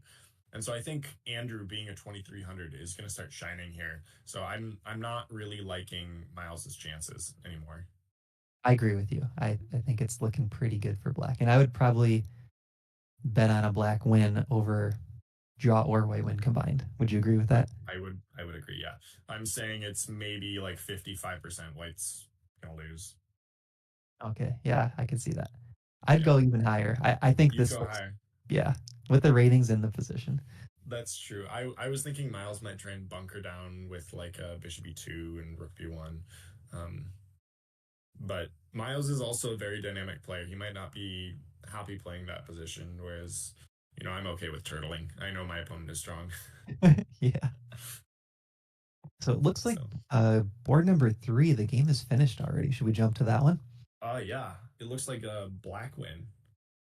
Um, if I'm not reading the results incorrectly. But no, maybe I'm reading it wrong. It's very possible. The Lichess I always get mixed up. Same. No, it looks like a white win now that I see. Okay, yeah. So white wins. So what happened after this? Yeah, this is where we left off. So I assume we saw the trade, and I think white probably won the pawn. Like we saw on the line. Yeah, he found. Oh, wait. Interesting. Oh, so his point is after takes you can't take the pawn because knight d3 is a fork. Um, and that's probably a good enough argument. But I'm thinking bishop b5 now, hitting their rook, and okay, but just castles. And yeah, now white has to be better. They're just up a clean pawn. I would have gone bishop b5 to create some chaos And in that this was the top position. engine move. I think that was the way to slightly take advantage of this move order by white because Yeah, the eval was just a little bit closer to equal, but it was still around 0.7. See castle, b3. yeah, and now we're up a pawn. And it's a pass pawn at that too, so it's even worse. Uh, yeah, I like the idea to try and create some chaos, but the problem is even if we go a4, what does it do? We're just gonna take back with the a pawn, and we're gonna be very happy. It's impressive to me how quickly Black is playing this game because he still has 1 hour and 11 minutes. And what did we start with? 1 hour and 15 minutes, right? So he's Yeah, used 4 minutes of his time plus the 25-second increment per move. And he's in a pretty much lost position. So that should tell him something going back to review this game. You probably want to spend a little bit more time in some of those critical moments when you know you're playing the Rubinstein, you know it's a little bit tricky to equalize. yep, You got to use some of your time to get to that equal position. yep, yeah, and white is managing to just really squeeze black here, and well, not squeeze in terms of space, but just in terms of position. I'm really struggling to find moves. Um, Queen c1. I'm not sure I like so much, but So what's the idea? Queen c1. If queen takes queen, we're taking back with the knight and trying to get connected passers, I guess. yeah, this seems a little passive. I mean, tactically it probably does work just because you do seem to be better, but I'm not really. I mean, I can't criticize it too much. I'm just not really feeling like it's in the flow or the spirit of the position. Yeah. Yeah. Okay. Now you're doing all right. Yep. Okay. So and maybe it's just he realized that black can't trade because he is a high rated player. He probably has better technique. So he decided to go into this because he said, you know what, trading, I'll slightly give up my edge, but now black has zero chance of winning. Once the queens come off, my king's very safe, and I still have that extra pawn. So I'm just gonna show my technique, show my opponent why I have my rating, and win. And honestly, that's a pretty good argument. I can't say anything against it. It's very intimidating facing someone higher rated, especially in an end game down a pawn. So And it looks like so we're on move 20. Queen c2 was just played. Eval's 1.7. It looks like the game is over here. yeah, Black may have resigned. I think this is way premature for resignation. There's a ton to play, but I mean, I've seen earlier resignations. I've actually seen resignations in the opening. I was facing some 1500. I'd blundered a bishop in one move, and I realized I was going to lose to this 1500. And I mean, internally, I was shaking my head because I'm like, the evaluation has to be -2 in their favor, and then they just resigned. So maybe it's just they got in their head, something like that. Um, because that happens. That happens sometimes. You combine that early resignation with the clock. You know, maybe there's just he wants a break. He has That could something be. else to do. It reminds me of this story when I was a kid. I was at a nationals tournament, and my parents said, after you finish the game, we got you like a new toy. It was like an action figure or something. Like you can play with the toy. I threw the game. I was like 7 years old. I completely Oh threw no, the game, you blitzed through wanted the the moves. toy. We vacationed to nationals essentially, but I got to go play with the toys. And they're like, okay, that wasn't the point to just finish your game quickly, but it kind of reminds me of that. Like, oh, maybe we could just head out to an early And dinner. that could be it. Maybe there was not well, maybe a toy, maybe a more advanced toy because I don't think he's 7, but Yes. maybe he had something cool going on. I don't know. Had to watch the Olympics or something. That could be, yeah. Okay, should we go to board UV number versus 4? Josh. Yeah. Oh, sorry. Josiah, not Josh. Yeah. Um, So I think we left it right yeah, around here. And here. then we were talking about 95, but it hadn't come on the board. So yeah, he plays 95. This is not a surprise, and I'm a little surprised. It says white played pawn c4 here. Um, which just feels like it creates a little bit of a backwards pawn that's gonna undouble black's pawns if we ever push it. But I don't think it's necessarily bad. It's just a little surprising. Yeah, bishop here. We have to go b6. I think that's the only play. Pawn here. Only one move for the knight. So it looks like he's playing for some concrete ideas with c4. Just try to restrict the black pieces. Maybe later he allows black to trade off that double pawn, but he's probably assuming that this pawn never becomes a liability since he can always play d4. That may actually be a very reasonable analysis. I'm just still a little suspicious. Um, I agree with you because you want to keep those double pawns on the black side, you would think. but who knows? Maybe they are just an asset. Because the more I look at it, the double pawns, if it wasn't doubled, we would have the d5 square. Um, so maybe d4 is the point, and then we're just saying we have slightly more space. And in fact, in this position, I think you almost have to go d4 because I don't see a great way to defend the e5 pawn that's not kind of passive. Oh, he Yeah, does play it. and it's played, yeah. And then UV's, I mean, I'd take it in a heartbeat, yeah. He didn't use too much time on that play. And you know, I think it's probably about equal. Right here, I actually really like that move. And that comes back from earlier. I was saying maybe the double pawns aren't actually that bad. Long term, if we can trade everything and we get into an endgame, yeah, they're very bad. But I'm actually not convinced that they're terrible in this particular position because they really restrict the knight. And I think Um, the half open B file for black helps a ton in exactly. terms of counterplay for those pawns. And since you've pushed your pawn to a3, that b pawn is never going to have any hope of being defended by another pawn unless you go b4, which helps me undouble my pawns. That's a really good point. So pawns can't move backwards. This pawn moved up.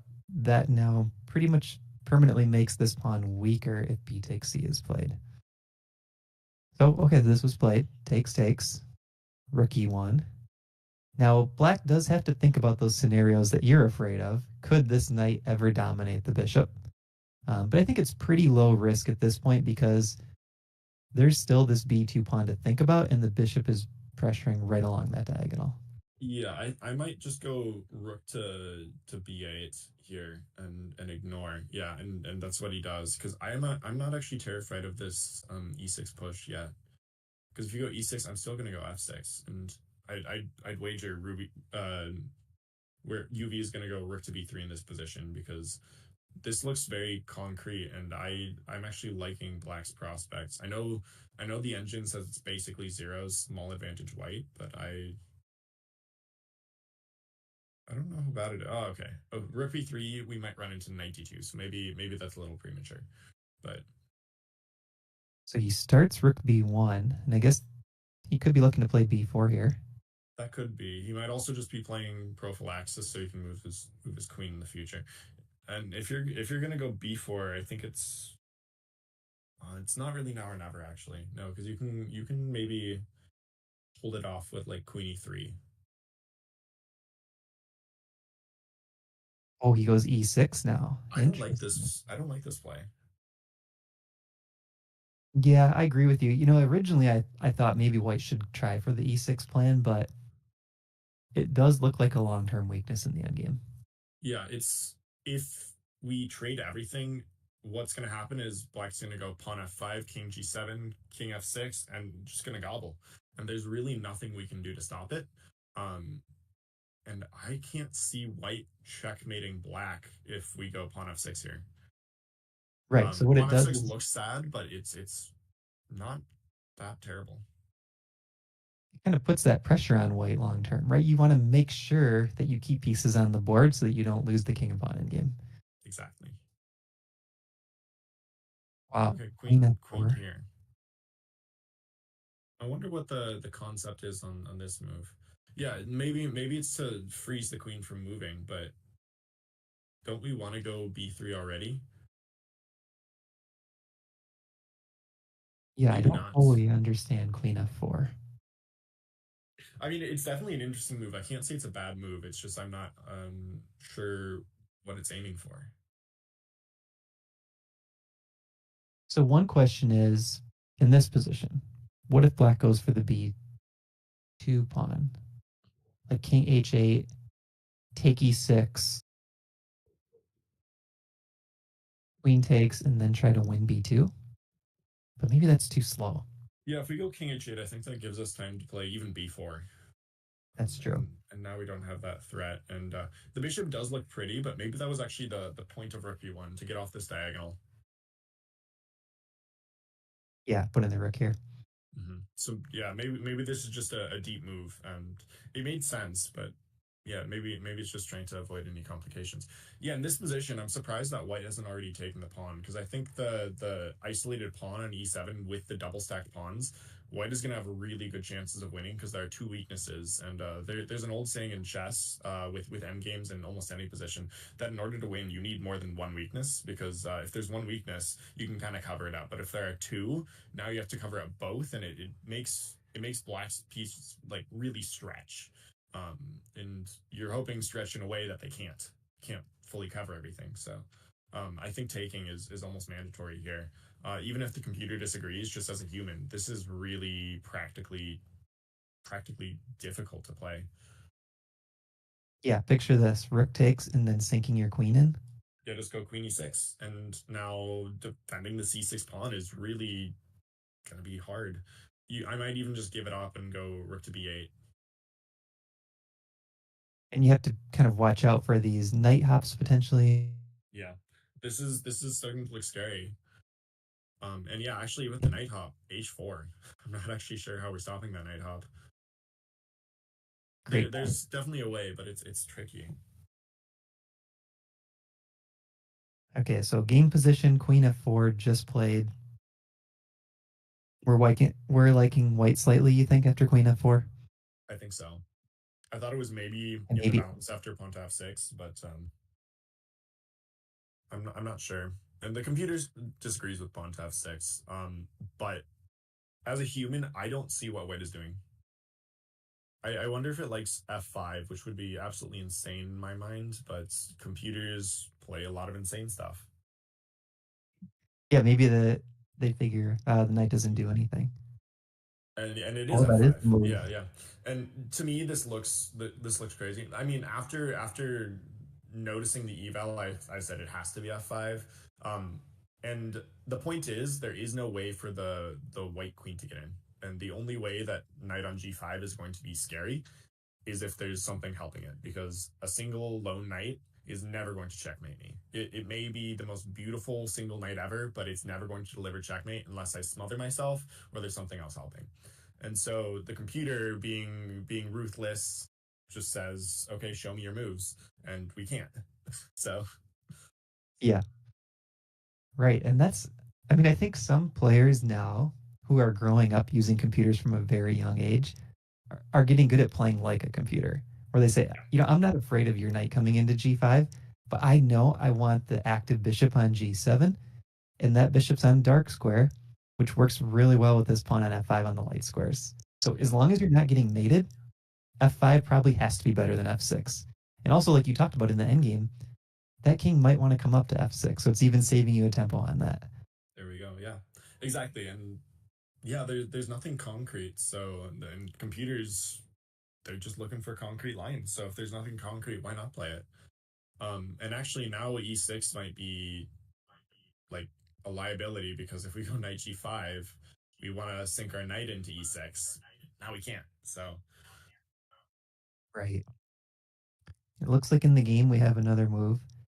After queen f4, e takes f7 was played, your yep, recommendation, yep. and now It's it's I black think move. the only practical chance, and it has to be rook takes because queen takes is just inviting knight to g5 and complications.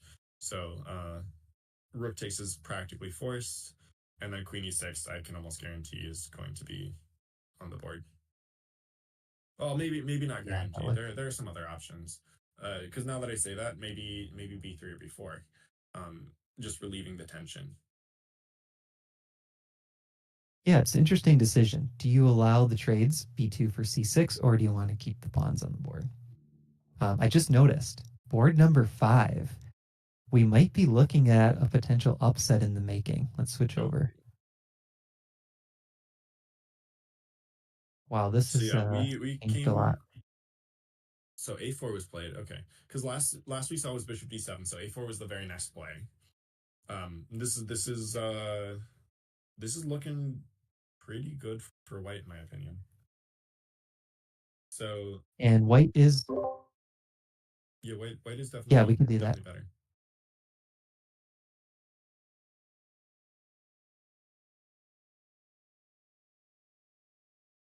So we're going to do a quick talk about our sponsor now, chessgoals.com. We have courses for chess improvers. And one of the courses we didn't talk about, Connor, in the last ad segment, we have a course for beginners. It's a move by move course where we go through 30 beginner games. And it's like an advanced beginner beating a beginner. And we just talk through all the common mistakes. And it's kind of like, have you read the book Logical Chess Move by Move? I have, yes, that's a great book. It's like that book, except the games are beginners versus beginners, and they're handpicked so that it's like instructive games. So we're not looking at, let's say, a grandmaster beating a international master or anything like that. So that's one of the courses on chessschools.com. And if you go on there and use our coupon code CASTLE, CASTLE, you can save 30% on any order. And the Chess Castle will get a cut of the proceeds for that. So we want to thank our sponsors, Chess Goals. And I'm one of the owners myself of Chess Goals. I should mention that as well. So if you have any questions, use the contact form on chessgoals.com. All right. So should we go Yeah, back to a the little deeper games. in this game after A4? Yeah, A4. I'm still liking white. I think white has always been slightly better. And that's what we walked away with before. We said, white has a slight edge, but black is not, lost yet. And one thing to point out just to any of the viewers, the reason that we're saying white is better is, I mean, yes, there's a space advantage and everything, but the space advantage can go away. If you trade pieces, now the space advantage can even be a liability. But the reason we're saying black is better is because if you look at all of black's pawns, they're locked, and black needs pawn breaks. Otherwise, white is just going to have their way in this position. And so, because the only pawn break we have is pawn to f4, and that's controlled, especially after we go, I don't know, something like knight to e2, we can pretty confidently say black has to be worse. And so, white we're thinking is better. So rook f to c1 played in the game. So Irene's shifting her resources over to the queen side. I do like that. I do too. Yeah, trying They to trade off have this liability, moving away. Good. Yeah, Irene showing a very nice understanding of just what's going to come in the future. This knight is going to be far more valuable than the bishop, even though we were saying earlier that, bishops are better than knights and we should keep the bishop pair. In this case, black is desperately trying to get rid of this bishop pair because the position is so closed and they're not going to have any prospects in the future. so king h8 played by black. Oh, interesting. Bishop e1. So kind of going with the old logic of you don't want the bishop on the same color as your pawns. Let's trade bishops. But I'm looking at that bishop on a5, Connor, and I don't think I have any interest in trading it off. What do you I think? don't either. No, and yeah, you might be following the old adage of, this is your weak bishop, you should trade it off. But also, I think both of black's bishops are their weak bishop, and that's the big issue, right? My bishop may not be great, but black's are worse, so I'm not trying to trade them quite yet. Especially since like I said conceptually earlier, I'm trying to stop any f4 ideas in the future. I mean, you might go bishop e1 and then go g3, but I like the pawns in front of the king. It feels safe and cozy for me. Um, Plus there might be some weaknesses later on where I'm gonna try and get my bishop around and maybe even park it on d6 and just control the rooks. Because there's not really any great ways for black to stop me from doing whatever I want. So, but I mean, bishop e1 Yeah. does make sense though for exactly what you said. Just trying to trade off your weak bishop. One plan that I was just looking at, if the king gets to f2 and a rook comes to h1, even though that rook just moved over to c1, running that h pawn up the board looks really annoying for black, followed by potentially bishop h4, h6, and trying to get the bishop to f6. Yeah, this is quite scary. This is a good plan. Caveman chess works. Uh, if black can't do anything, why not just start running your h pawn down and smash the pawns? But bishop e1 played, and black, let's see, how long did they spend on that capture? 4 minutes, I guess. Four and a That's half longer minutes. than I expected, but maybe they're looking a little bit farther down than we are. We're kind of rattling off moves because we're not the ones playing, so we have no risk. So even though we're saying Yeah. like, oh, here, bishop here, and it may be the best move, I promise you, if we're playing this game, we're going to be sitting here for 2 or 3 minutes and going, are there any other options? What's wrong with this? Am I missing something? So these players are using a very reasonable amount of time. Yeah. We're Monday morning quarterbacks. We're still sitting here with like resting heart rates. Like, no sweat. We'll just trade those bishops. Yeah, and it's Rook I, c8. I can't remember who said it. There was a commentator who was explaining like these stacking lines, and you can go here and sack your bishop, and you're winning. It's a lot easier to stack when it's not my own bishop. So it's kind of the same Right. vein of or same line of thought here. We're not on pre. We're not taking any risks. Nothing happens if we make a bad move. So That's right. So Irene's really adamant that she wants these rooks on the queen side. And I think if you're not going for that h4 plan, which now with the dark bishops off is almost impossible, this makes total sense to me. But I will say, you talked about earlier having two weaknesses.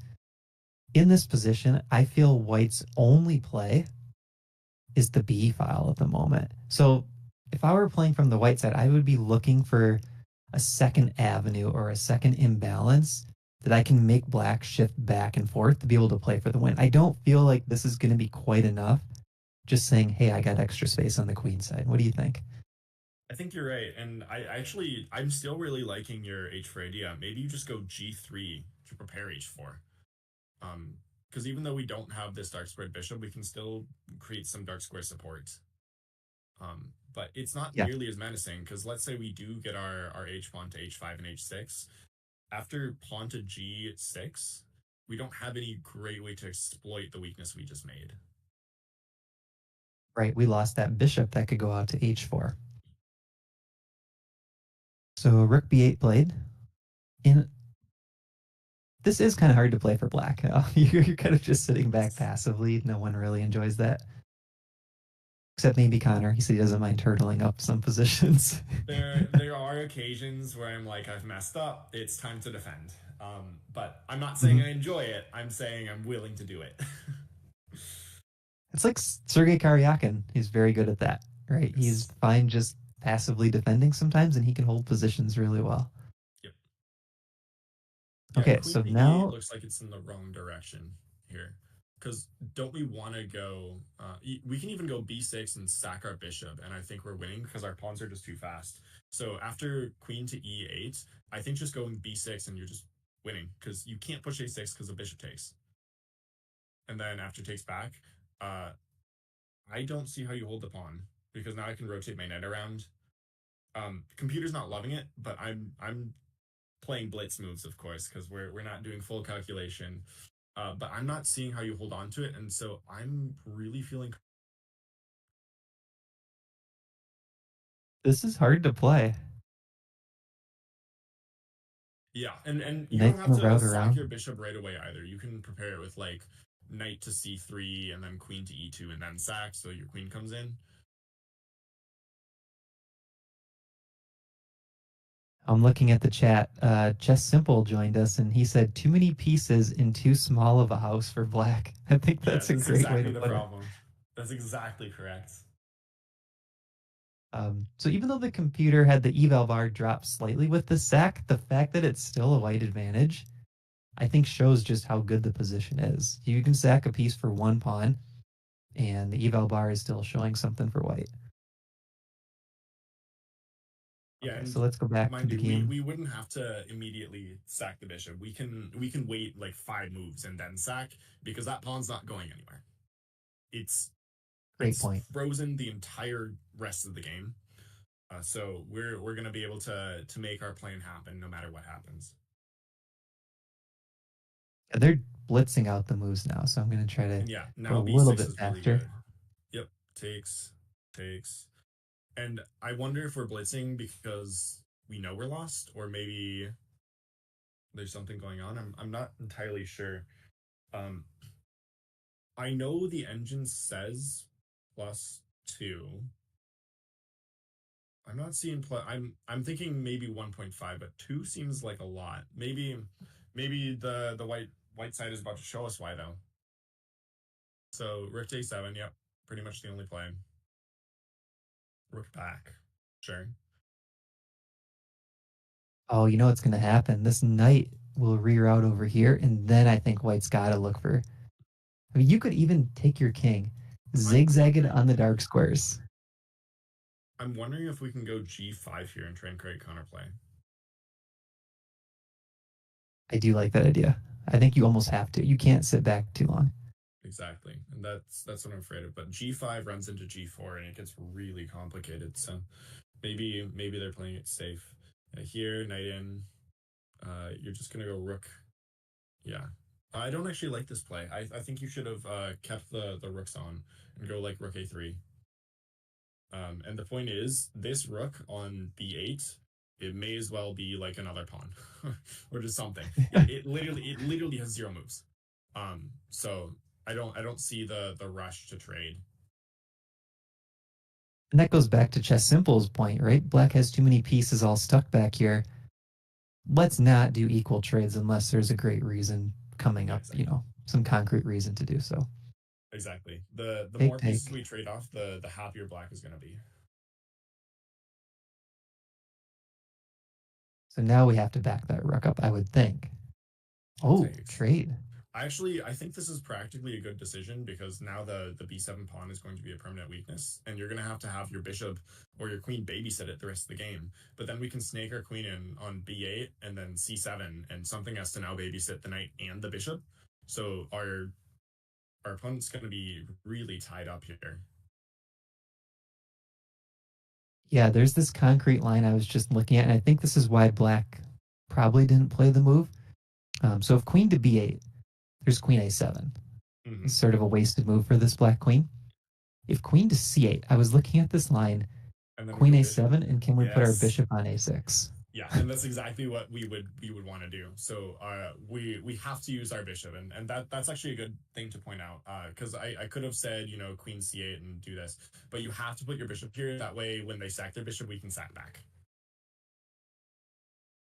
So queen e8 played and bishop c8. That makes more Yep. sense. But this, I do feel like this game is still teetering a little bit on the edge of, does white have enough to win by force, or do we still need black to make another mistake? I don't actually think black needs to make a mistake here, and the only reason why I say that is because after queen b8, queen c7, they're basically playing down two pieces, and so just from the conceptual standpoint, I can't see any way for black to play. Whereas I can move my pieces and my pawns and everything, and just crash through eventually, and maybe even sack some piece somewhere at some point. Uh, if you make any misstep, so But what if black doesn't make a misstep? So let's say I go for that g5 plan as black, try to take a little space on the king side. And if you go queen b8, queen c7, maybe I go queen d7 and threaten to trade the queens off. I just wonder if black has enough resources currently that with best play that he can still hold the draw. okay, queen b8, and then you'd go g5. Maybe there is still that bishop a6 idea, but if And maybe black is mate looking for the two. sacks, there might be enough to hold. Queen. So this has to be inaccurate. Queen a8 has to be inaccurate. Okay, but king h7, King king f2. f2. I don't like king f2. Okay. Oh, I think black needs to play more active here. King back to g8. There it Yeah, is, bishop the a6. plan we were talking about earlier. Now you go what? Queen Interestingly, it a7 doesn't and do anything now. White retreats. yeah, black may be able to hold this because I think white may be intimidated by the opponent's rating and strength. They're Yes. not playing super ambitious. So now we see g6, queen b8, king f7, queen d6. Oh, here's the first ambitious move, f4, opening up the f5 square for the knight, which would I be don't hitting like this this. pawn. I like that move. I don't really like this. I'm not seeing why we're sacking this. Or it's unnecessary, you think, maybe? Yeah, I'm trying to figure out what to play here. Because after f4, I'm looking at bishop a6 now. And I'm actually trying to figure out why that doesn't win. There might be some line. So f4, bishop a6, and am I not winning a pawn? Let's see what was played in the game. e4 Oh, was played. that may be better. Maybe the pawn isn't enough though. That could be the argument. Okay. But Nope, king now e8's a I mistake. yeah. Now I have bishop d3, and I'm winning a pawn with check. I think. No. Okay, takes here. Here. Maybe yeah. Maybe this is okay. I don't know. It still feels weird. Yeah, it does. I agree. But yeah, okay. So apparently, e4 just an even stronger play though. Um, so white is clearly in form right now. I'm hoping that they're able to push it all the way to a win and don't get intimidated by their opponent's rating. Yeah, and I think I've already changed my opinion on f4. I don't like it at all now because black cannot take e4 and allow that knight to come in. Yeah, And if white takes, then we got to think about both of these pawns pushing up the board depending on which way we capture. that's pretty debilitating. It's freezing up your position. You can't really do anything because now you have to babysit your queen side before white pushes the pawn all the way through. All right, so we have this is the current position. 12 minutes for white. She's rated 2004. 49 minutes for black. He's rated 2183. What's your prediction on how this one turns out?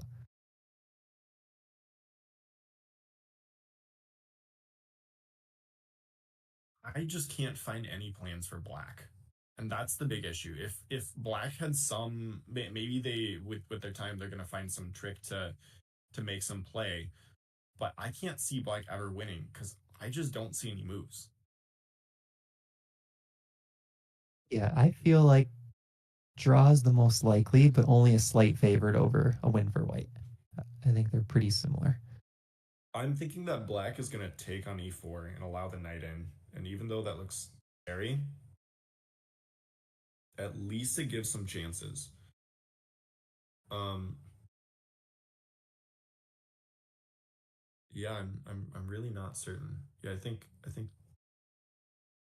but the problem is I don't even have to okay, but knight takes has to be completely winning. Yeah. So but that's the only active play that I see for black. So I think black just it's almost impossible to win. So yeah, I think it's a two result game. But I would actually bet on white winning if they keep on playing in form like this. Yeah, the more I look at it, it is hard to find a move for black.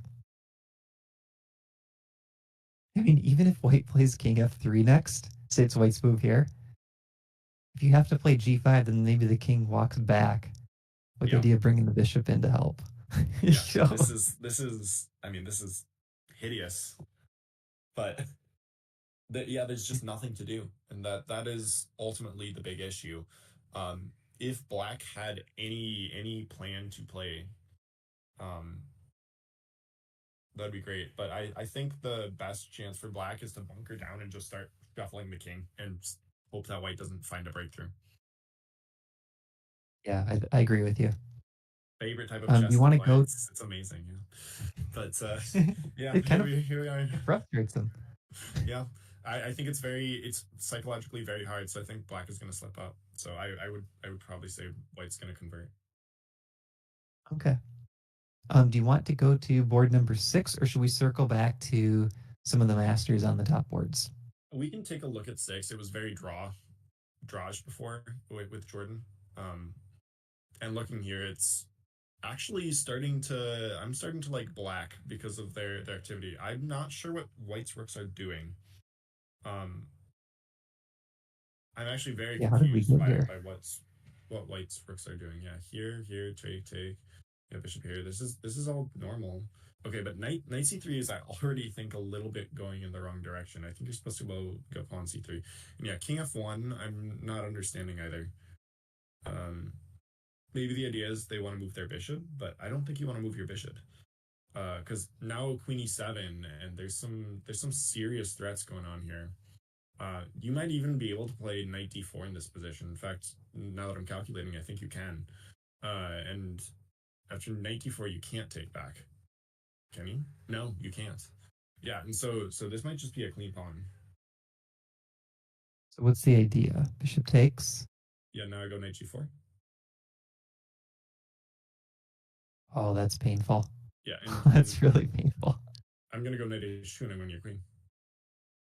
Yeah. So the king's trying to guard the rook, but then knight h2 is a threat. Yep. And so the idea is you're going to go, for example, queen h3, but then I go knight takes h2, and you still have to sack your queen. Because if you step aside, I'm winning your rook. And maybe winning your rook is the lesser of two evils. What does the computer say? It says bishop takes h7 check, and then after king takes h7, you go queen d3 to try and clear out, and then you trade, but now you're down a piece. And you're still losing. Yeah, that's Yeah, bad. so this is, Okay, I so think, knight takes something Tim would d4. play. This is like the type of move to okay, but he goes knight e4. This is surprising. Knight d4 is I guess if you don't see this knight g4 move, it's hard to play, but that's something I would have expected Tim to see. And this also seems strange to me because now I'm looking at the d5 pawn, and I see the engine saying the top move is knight takes d5. Yeah, I'm not sure why it wouldn't be played.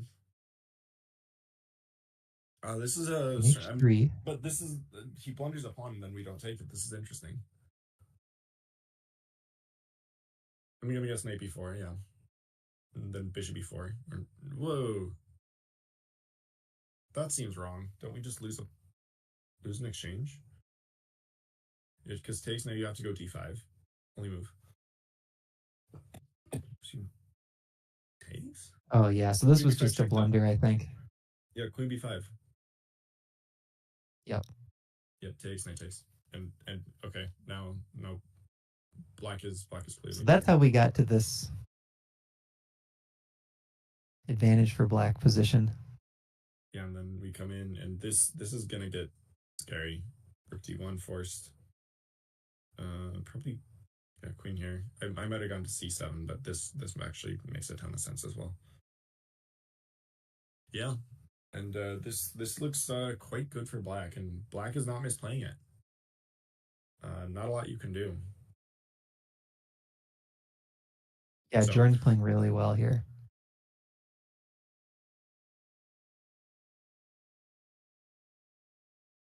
Avoids the queen trade. yeah, very principled. Whenever you're attacking, you don't want to trade queens, and you can tell black is attacking because their rook is pointing towards the king, and more importantly, all of white's pieces are on the wrong side of the board. So even though it might not be like a checkmating attack, there's clearly some attack going on here. And I wouldn't be shocked if we saw pawn b5 here, just trying to shut any ideas out of queen c4 trading. Um, It's interesting because I think a lot of players might look at this position and say, well, it looks close to equal. Like they can feel that black has a little bit more activity, but yep. material's equal. So what would you say in terms of, what gives the full 1.7 advantage for black? 1 point. I mean, I would have guessed -1. 1.7 is bigger than I would expect. But I think it largely comes down to the mobility of White's pieces and the fact that you can't get mobility. Which is why I was saying I think b5 is very practical here because it literally stops all of White's plans from happening. Because we want to go queen c4, and so b5 stops it. And if we go b4 ourselves, now after a6, now our pawns are frozen on the other side of the board, and we literally can't move. Um, like we can shuffle our rooks, but we literally can't make progress because there is no progress to be made. And we're gonna go, for example, rook g6, and then you're gonna have to go g3, and now you're making weaknesses. And I might even start running my pawn h4, h5, or sorry, h5, h4, and just try and crash through. And I don't see a great way to stop it. Now, of course, there are resources for white, um, but that's why I'm thinking b5 and trying to restrict those resources. And actually, what is the top move in this position? I assume it's probably going to be, yeah, rook g6 or b5. Yeah, b5 is probably what I would play, but rook g6 also makes a ton of sense. It's just a one move mate threat, but it's a very effective one move mate threat. It forces something like Yeah, g3, which looks impossible, so probably queen to f1. Yeah, right. because White doesn't want g3 great just makes hold too around many the king. concessions. Yep. So in the game, rook h6 was played, which is pretty interesting looking, trying to create a threat on h2. Yeah, but now we This is can even go h3 or computer says g3, which looks suspicious to me, but you could g3. so if h3, the rook can go back to g6, queen f1, now Ah, f5. f5. Okay, very nice. Yeah, I didn't see this f5 idea, but after you see it now, clearly, we're crashing through. There's nothing you can do. It is lost. And if we compare this position to the one where we started rook g6, queen f1, f5, Now it's a we can little bit different just move. because, yeah, rook Yeah, d3 maybe? yeah. Rook d3 I And think get the has to be bishop. played to stop any play. And yeah, if you go f4, bishop d2, I don't know. Maybe f3 is scary. F3 g3. Yeah, and I guess the I point would is not want to play maybe that. we can't sack because before you might even be able to sack and just go sack mate, right? Okay, I'm going back to the slump position. Yeah. Now if you go rook here, f4, bishop g2. Now I think f3. If we push g3, just bishop takes, and I actually don't see us surviving. Pawn takes, rook takes, king h2 check.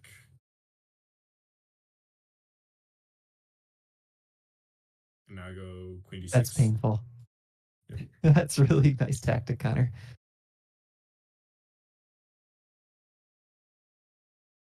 All right, Yeah, so and rook h6 this played is in the game. maybe the difference. Yeah, rook h6. Um, yeah, I'm not surprised that we're in the tank here as white.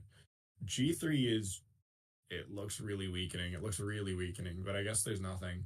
Uh, After G3, the computer goes back to my idea of going B5, and position is in the balance. And Yeah, I think yeah, that's a nice concept. this is tricky. Okay, let's go look at Kyler's game next. So in this position, I would say, that minus zero point 0.7 that the computer is giving feels about right. There's still a little play for black, but we Yeah, need white to make a bigger weakness. somewhere around -1 is where I would have guessed because black still definitely looks better. All right, so in this game, it looks completely equal to me. I don't actually see any play for either side. But maybe there's something. Yeah, trade. So we left around here, I think. Yeah, and F6 I think was the last move.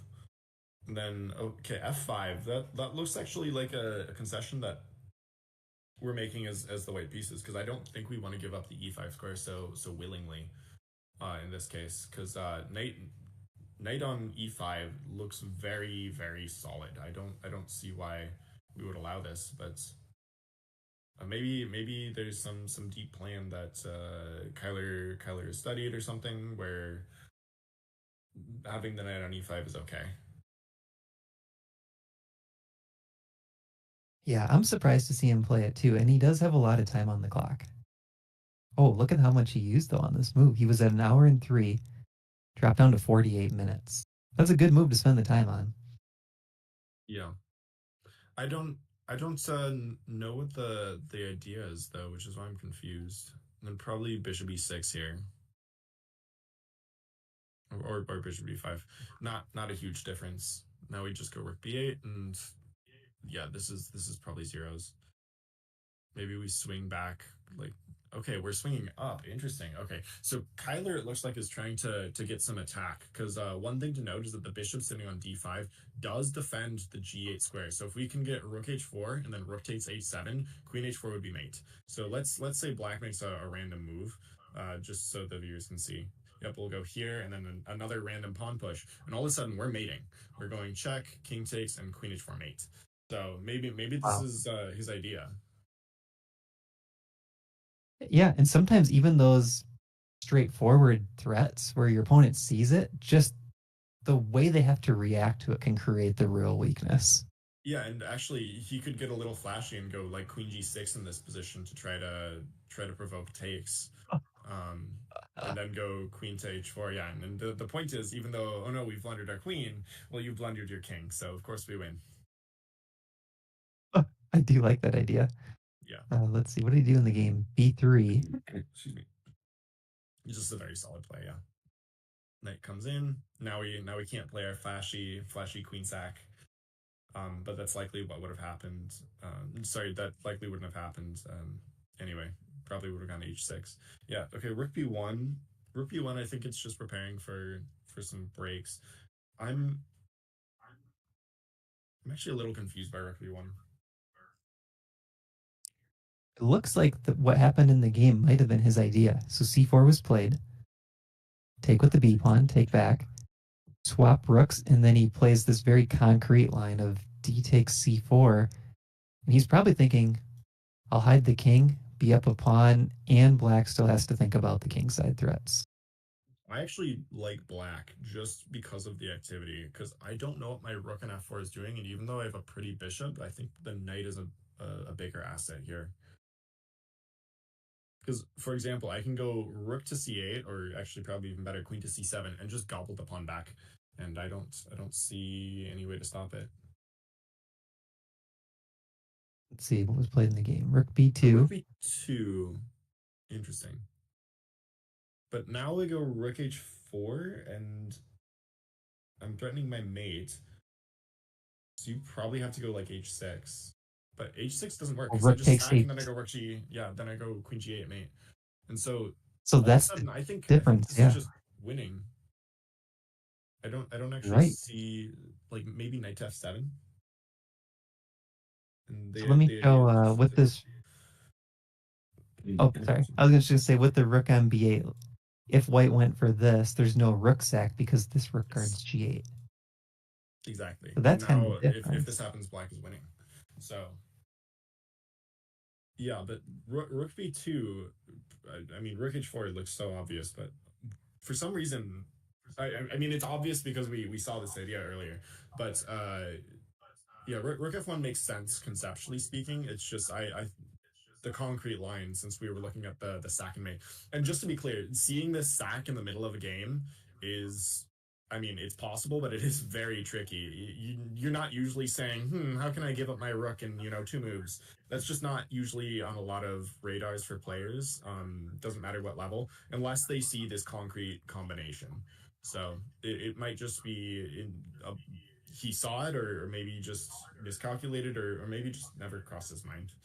Because I know I've missed some beautiful sacrifices in games before when after the fact I go, how did I miss that?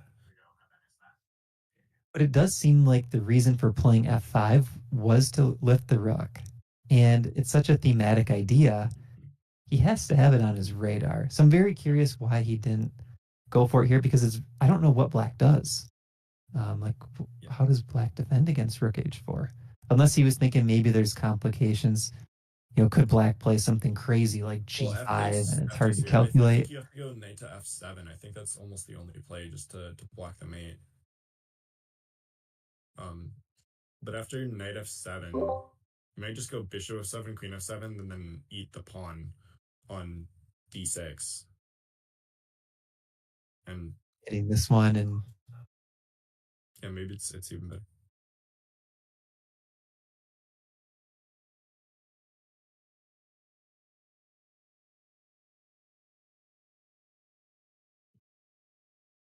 I hear we're getting some feedback. I don't.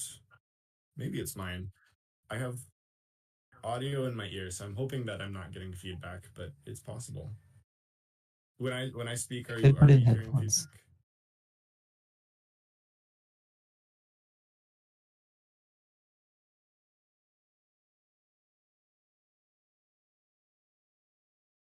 Okay, Connor, you talk for a minute. I'll grab my headphones real quick. Yeah, absolutely. Um, Unfortunately, I don't have control of this board, so I'm just gonna commentate on this a little bit. Uh, this yeah, if we count material, we can clearly see that we have to be doing better in this particular position. The big idea for white, I'm trying to see.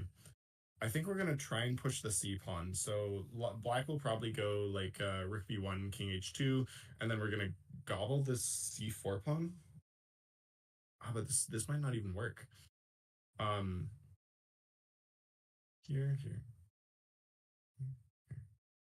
Yeah. So after eating the c4 pawn, black has this devastating move, pawn t5, I believe.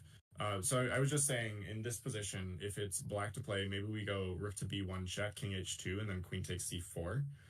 But I don't know if that works because I think we go e5. And even though this looks silly, you can't take. And yeah, because now we go queen d8 and we're mating. We'll go Wow. queen d8, and then after queen to g8, we're going to sack our rook, and our g pawn is going to hold. And so I was just saying maybe that's the plan, but I realized that c4 pawn is actually poisoned because of this queen h4 mate. That's a cool idea. Okay, so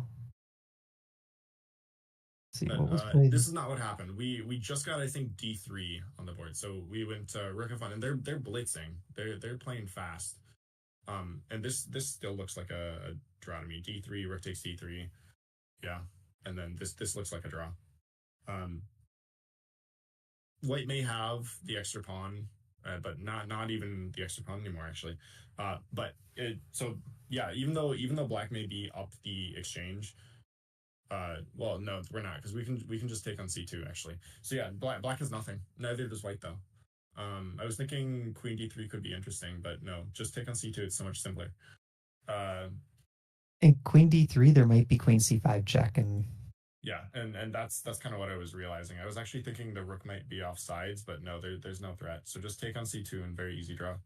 Um, and The big thing is normally, like I said, the knight might be better than the bishop, but in this particular case, I actually think the bishop is doing a great job because it's restricting the king so much that there's not really going to be anything that the knight can do to trick us. Additionally, the bishop is actually probably on the very best square on the board. So normally our issue is we're trapped behind some pawns and we can't do something, but in this case we're perfectly placed. Yeah, so this one it looks like will Speed draw. turn into a Queen draw. h2 Yeah. and easy. And then Nathan Hoover's game, the last one. Let's see if Nathan's made anything happen.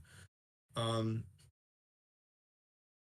Nothing major. I'm still liking white just a little bit more simply because of the pawn structure. It's a little easier to create chances when it's 3-on-2 versus 4-on-3. Um, just the fewer the pawns. Like if it was 1-on-2, it would be even better. Um, but in this case, it looks very, very even. I'm not seeing a lot. And we are only on move 25. Nathan is up 15 minutes, which is to note. His opponent has 5 minutes left. So when you start getting into time trouble like this is where blunders might start happening. So we might see a quick swing in the evaluation sometime soon if Black's not able to keep it together. Yeah, I agree. I do feel like Nathan had some more chances earlier on in terms of just the board position, but I think the clock is becoming a big factor now. They only have that 25-second increment, and Michael's down to 4.5 minutes. All right, let's go back to the top boards and see where we're at. Oh, we do have a finish on board number 2. Let's jump to that one. This is where we left it, I think. King to f8 was just played by Andrew. Mm-hmm. a4, okay. Queen e7. And I think you were saying that you thought Andrew was going to sort of go into conversion mode here. He's just going to play real solid and start to pick white apart. Yeah, and Queen e7 is doing exactly that. And Rook g1 is trying to be ambitious, but there's really no threat. You're just gonna go like g6 and then probably go even h5 and just lock everything up. And if we see, for example, g5 here, there's no reason we can't just take because you're not going to mate me when none of your pieces can get in. I can just back up my knight, or I could even go knight to h5 and then try and reroute it to the f5 square through g7, and you're not going to be crashing through. Yeah, I think it's something that it's hard to appreciate because once you've gotten mated by a few pawn storms, you don't want to walk into one, but you're exactly right. Black is fine here. So king f1 played, rook to Yeah, b8. yeah, very Oh, nice. Now a6 is a big threat. knight b3. Okay, so the queen guards the knight, I guess is the idea. If a6, you could take it. Something feels suspicious. I think I agree. h5 might be a reasonable try here. Just trying to lock up. Okay, king g7 makes sense. I think Andrew at this point is just trying to play solid moves.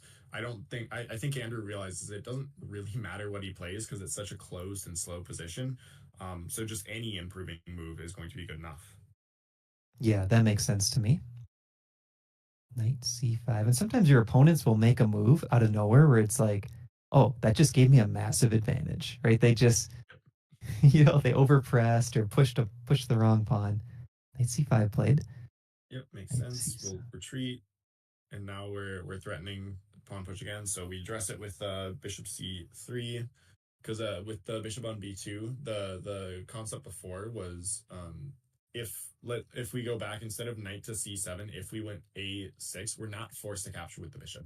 We are allowed to go knight takes pawn, and then we've blundered a pawn, and all of a sudden we might be slightly better as white.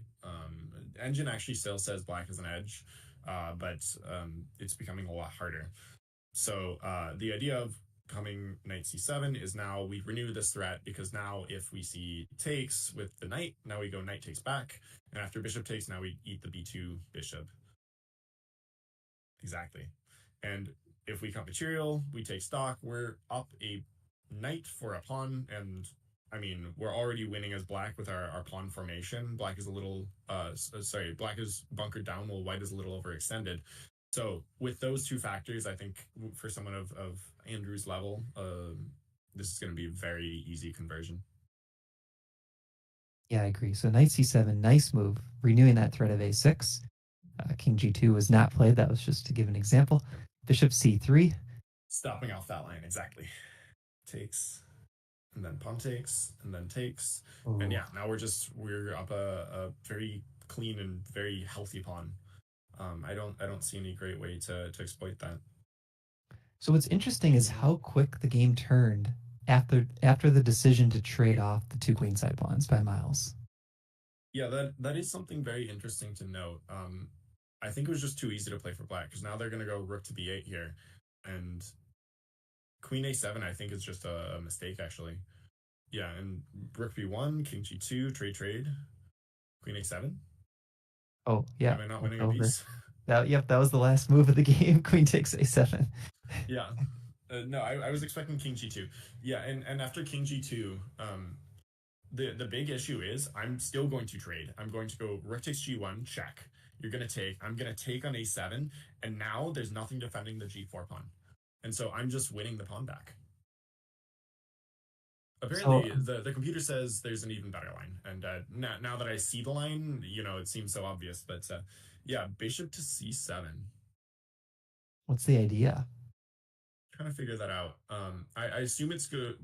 Just trying to break through with like takes on g4 and then queen h4 and just mate.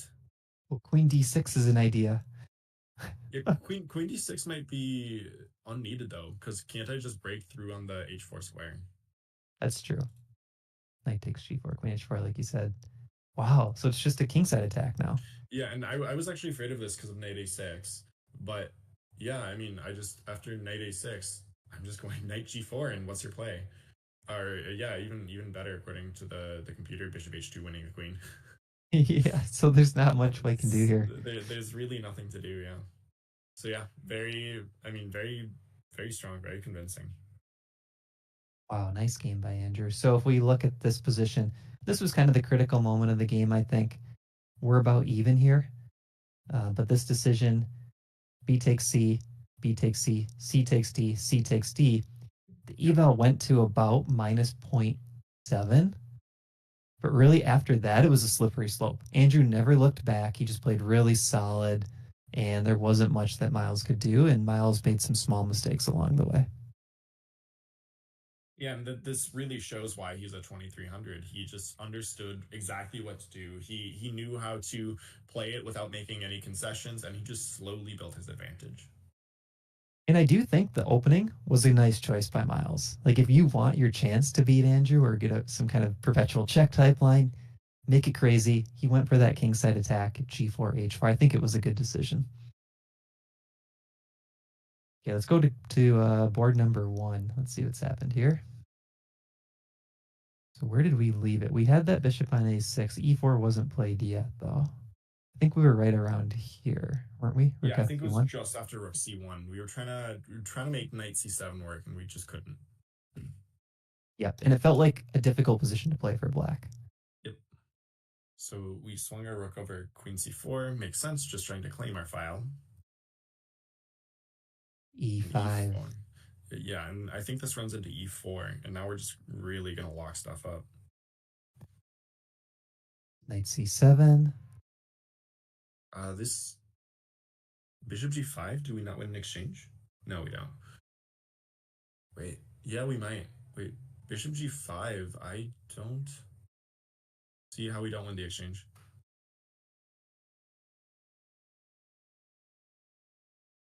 Yeah, you're right. I guess in the end, maybe black wins the pawn on d4 with check.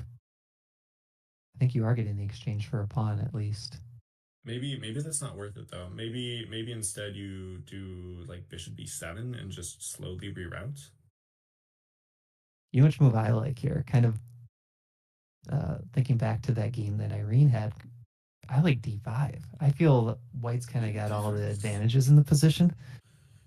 Yeah, after d5, of course I'm gonna take your bishop, but after queen takes, you're probably still worse, but now maybe you have some hopes in the future after some f5 break and, and play against that. That's true. F5 is, I didn't consider that. I thought that bishop on g6 was just looking like a terrible piece. So it makes sense to play f5, try to free it. Yeah, I'm just trying to figure out how to stop your d5 pawn from just harassing me the rest of the game. So I think Right. f5 is the only practical shot. Okay, so what was played in the game? Bishop to b7, Oh, hitting the bishop rook in the b7. Okay, corner. that makes sense. And Tempo then on okay, the queen. free pawn, very nice. Queen d4, probably. Yep. Take, take, take. Now rook c7. Yep, and then probably bishop back to d5. Yeah, and this looks very nice for white. Although black is starting to equalize, so I'm thinking black did something right here because I rook agree. b2, rook b2, and takes on a7 and okay. So he's going for a mate threat, but after probably h5, um, what's what's the real threat? I don't think there's anything concrete. And now you might just take on a7, and h4 actually looks pretty good. Yeah, h4, very nice. And the idea of h4 is one, we're trying to grab space, but two, we're probably actually going to go h3, not immediately, but at some point to try and soften up the seventh rank or the second rank because we're playing black, and maybe even get some threats against white's king. So white's been dominating the whole game, but if we get this attack, maybe we can turn the tables. So Yeah. instead, okay, yeah, we see what does Samurg even play? Probably h3 here, yeah. And Samurg is still definitely better, just because he has a little bit more mobility with his rooks. But I don't actually think he's winning like he was before. Yeah, and then you look at the position, and it feels like there are some drawing chances for black, especially if you trade off the bishops, which is not going to be easy for black. But if the bishops were off, you're probably already in draw territory. So Yeah, how does white prove that having these two bishops on really helps? It's hard to do. All of these pawns are on dark squares for black. yeah, I'm not really seeing it. Although to be fair, it's very hard to play here. Like maybe you go rook d2 or sure rook d8 also works. But nothing really to do for black. So this might be another position where you just have to sit on it and do nothing as black, because white has all the files and white has a bunch of free moves. Um, Like that, which is kind of annoying. well, yeah, and king f8 maybe to chase it away, but then we just shift our rook again, and now it's still your move. So that's the big issue. This is interesting. Sammy's choosing to play rook e7, rook b4, and swapping these pawns. So it gives black a passer, but that's an isolated pawn, whereas white still has the big pawn chain. What do you think of that decision? I don't actually know if I like it because I'd love if I could get my rook to b7. I'd love to make stuff work, but I don't see this working. I mean, I think rook e5 is probably the best play. Um, just because going back to a7 seems like it's maybe he's just gonna repeat, go back rook b2, and we see the same position. But I don't know. So maybe there were no other options, to try to push ahead. Yeah, and after takes rook here, we're just gonna go rook b8 probably, and I'm not convinced. Okay, but after rook b8, then we have rook c7. So maybe we go rook b4 instead. Yeah, that's a good point. And rook b4 was played in the game. Yeah. Daniel, who's playing the black pieces, got to give him a lot of credit. He's playing really well in this endgame, and I think he's inching closer to equality. I'm watching the eval bar, and it seems like white is running out of ideas. But you also have to remember he has 6 minutes left. I've played against Samrog a completely equal endgame. Uh, Something actually quite similar to this. And I had 3 minutes and I lost. I blundered because Samrog he's very sneaky. And he'll find any chance he can to create some winning chances. and maybe there's just enough play left in the position that he'll do that here. There we see rook c7, Yeah, and now it's like making for black example, if think. we see if we see rook to f8, I think Samrog is all of a sudden winning after e5. Maybe not winning. Yeah, maybe even winning actually, because after e5, I don't see anything to do. So this may be one. Wow. Yeah. So there's the So idea. that, yeah, the idea is just I'm gonna crash through. You can't do anything to stop it. So you'd have to go rook b5 to attack, but then I just go rook d7. And where's your play? Because let's say you go bishop f5, which looks like a fine move. Um, I think I can just go e6 still, because now your bishop is no longer defending. Yeah, and this is winning. And the point is, after if we go bishop takes or pawn takes, we're being mated. Or bishop takes, really. Yeah, if we go bishop takes, after bishop takes back, that's just a free bishop because we can't capture back due to rook g7 check. And then, yeah, Matt can show us the pretty mating combination. This is just a good one to have in your back pocket in case you ever get two rooks on the seventh. Wow, that's a really nice tactic. So this e pawn is incredibly strong coming up to e6. So I'm hoping we don't see this move. So See what rook. is the current position? Yeah, okay, good. We don't see it. We see rook to c1. Sorry, rook to b1. Um, Oh wow, look at this engine line. So Stockfish is saying this was a mistake. Rook e5 is the top move, and the idea is rook g5, and that bishop is unprotected because the pawn on f7 is pinned. oh wow, what an idea. This is a, I mean, a very tough move to find. Yeah. And it might not even, you might not even take it too. So yeah, let's say we see like rook back to b2, rook g5, and then what do you even play? Because if you go king to h7, we're gonna see probably rook to g4. Oh, or actually, yeah, rook g4. Yeah, it says bishop f7. I'm a little surprised by bishop f7. But now that I look at it, it makes sense. There's no great way to defend the g7 pawn. For some reason, I was thinking, oh, this is scary because rook d2 and maybe black has some chances. But yeah, if we go rook to d2, we're pretty much being mated. Instead of rook g8, I was thinking rook d2, Oh, but sorry. we're basically being mated, which I just kind of missed. Yeah, and Right. this is terrible because our rook is defending. Our rook on g5 is defending everything, so there's nothing to do. Good point. Okay, let's see if he finds this move. Here's the game position. Rook b1 just played. This is the only move that puts white in winning territory immediately. Everything else is closer to draw. I think f4 is likely to be played. Just it seems like a human move, and it seems like it's making progress. But I mean, I wouldn't be like, completely shocked if we saw rook to e5, because especially after you see this plan, you realize, hey, there's really not any great way to defend all your pawns after this rook g4, or yeah, rook e4, rook g4. I can't talk. Rook e5, rook g5 maneuver. There we go. Now I got the squares right. Yeah, I think he'll find it. I feel like he's such a strong player, and there aren't too many different ideas to look at here. I bet he finds this move. I Because think it's very, very, very possible. your idea could even be, how do I win this H pawn? Yep, It that's actually looks, what I was looking at. yeah, That's what I was thinking. But the computer, yeah, you even stronger. Just let's trade off bishops and good luck. wow. All right, let's see. Oh, Jordan and Christopher's game finished on board 6. Did we see the end of that I one yet? I don't think we did. I assume Jordan. Yeah, Jordan wins.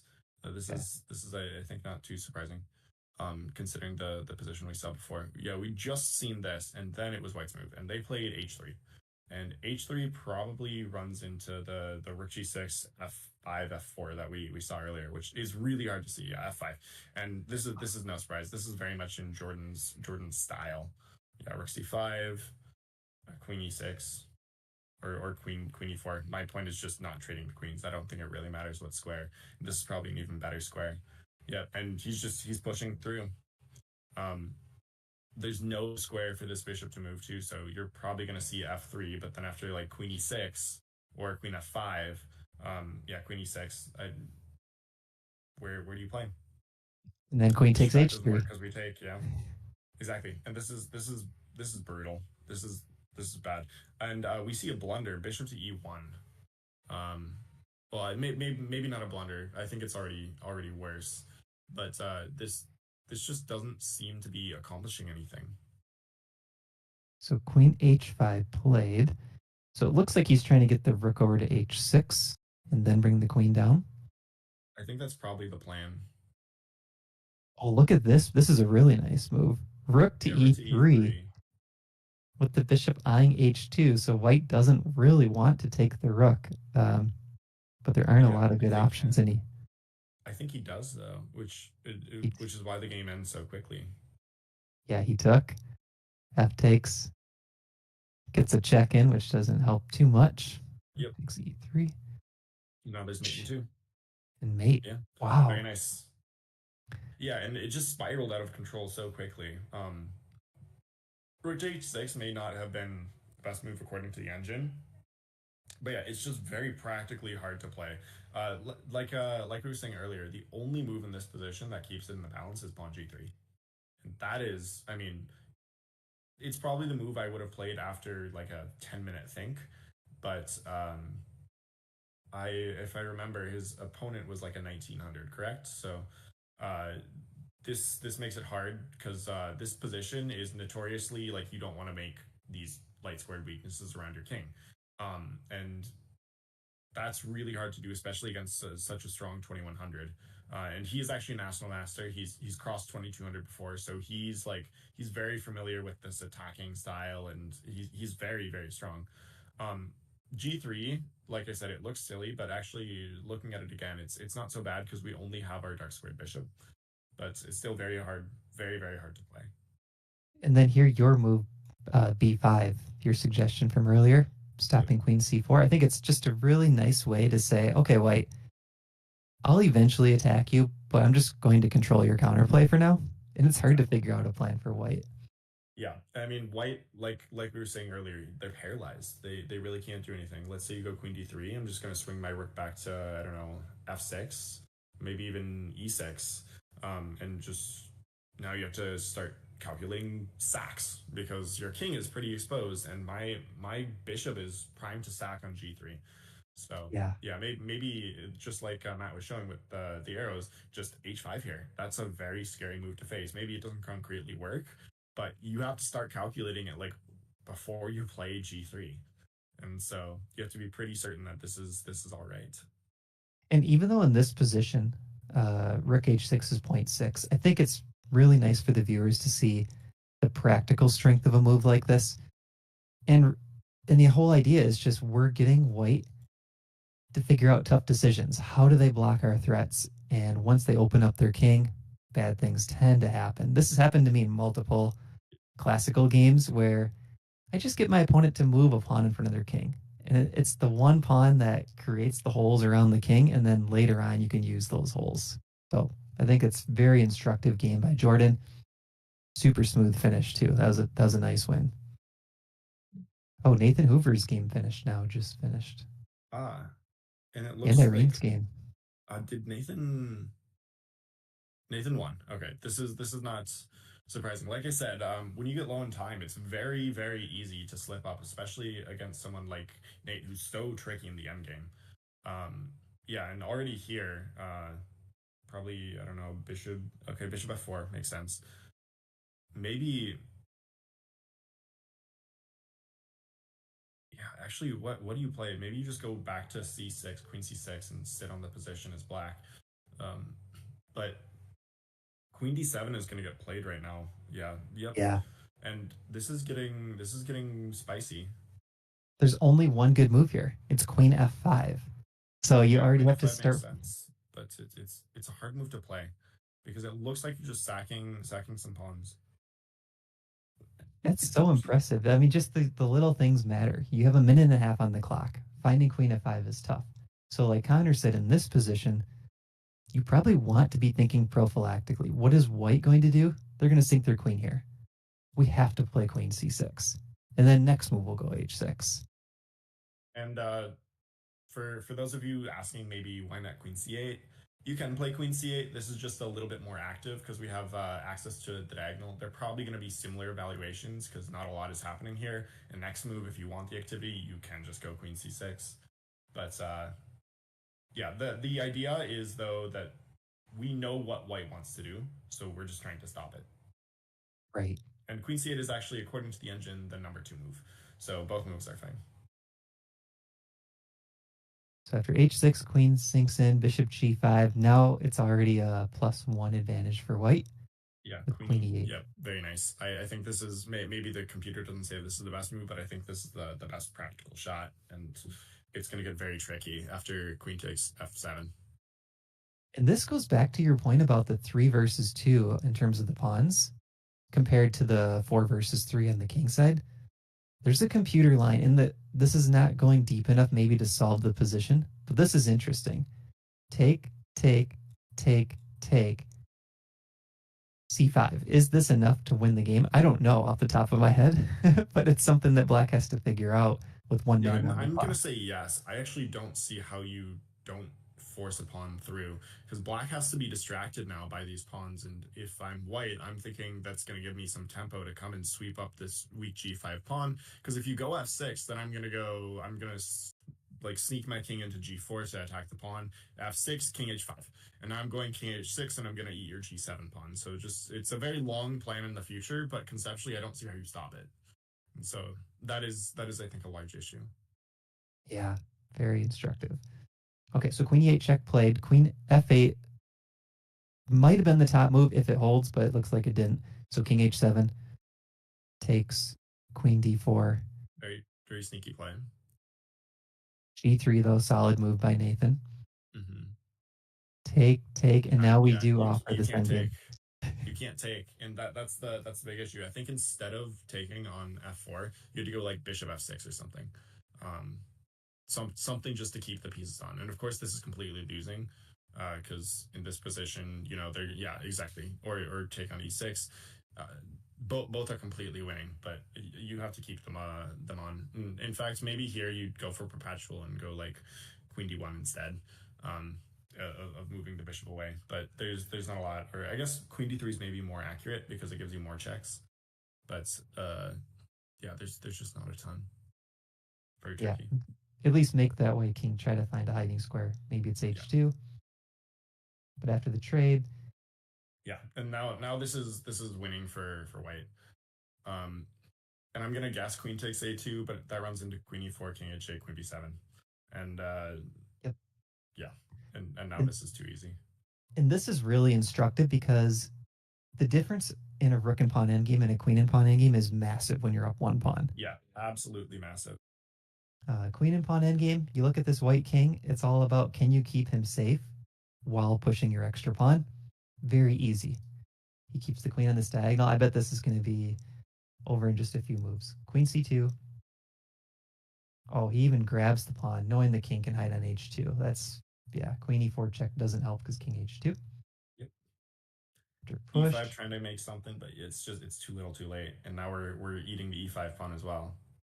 Queen B3, we're yeah Yeah. checking. Now we're on the diagonal, and we're gonna go C5, C6, And C7, Queen E8 check, and then Queen. It's wow, what a very game. very easy.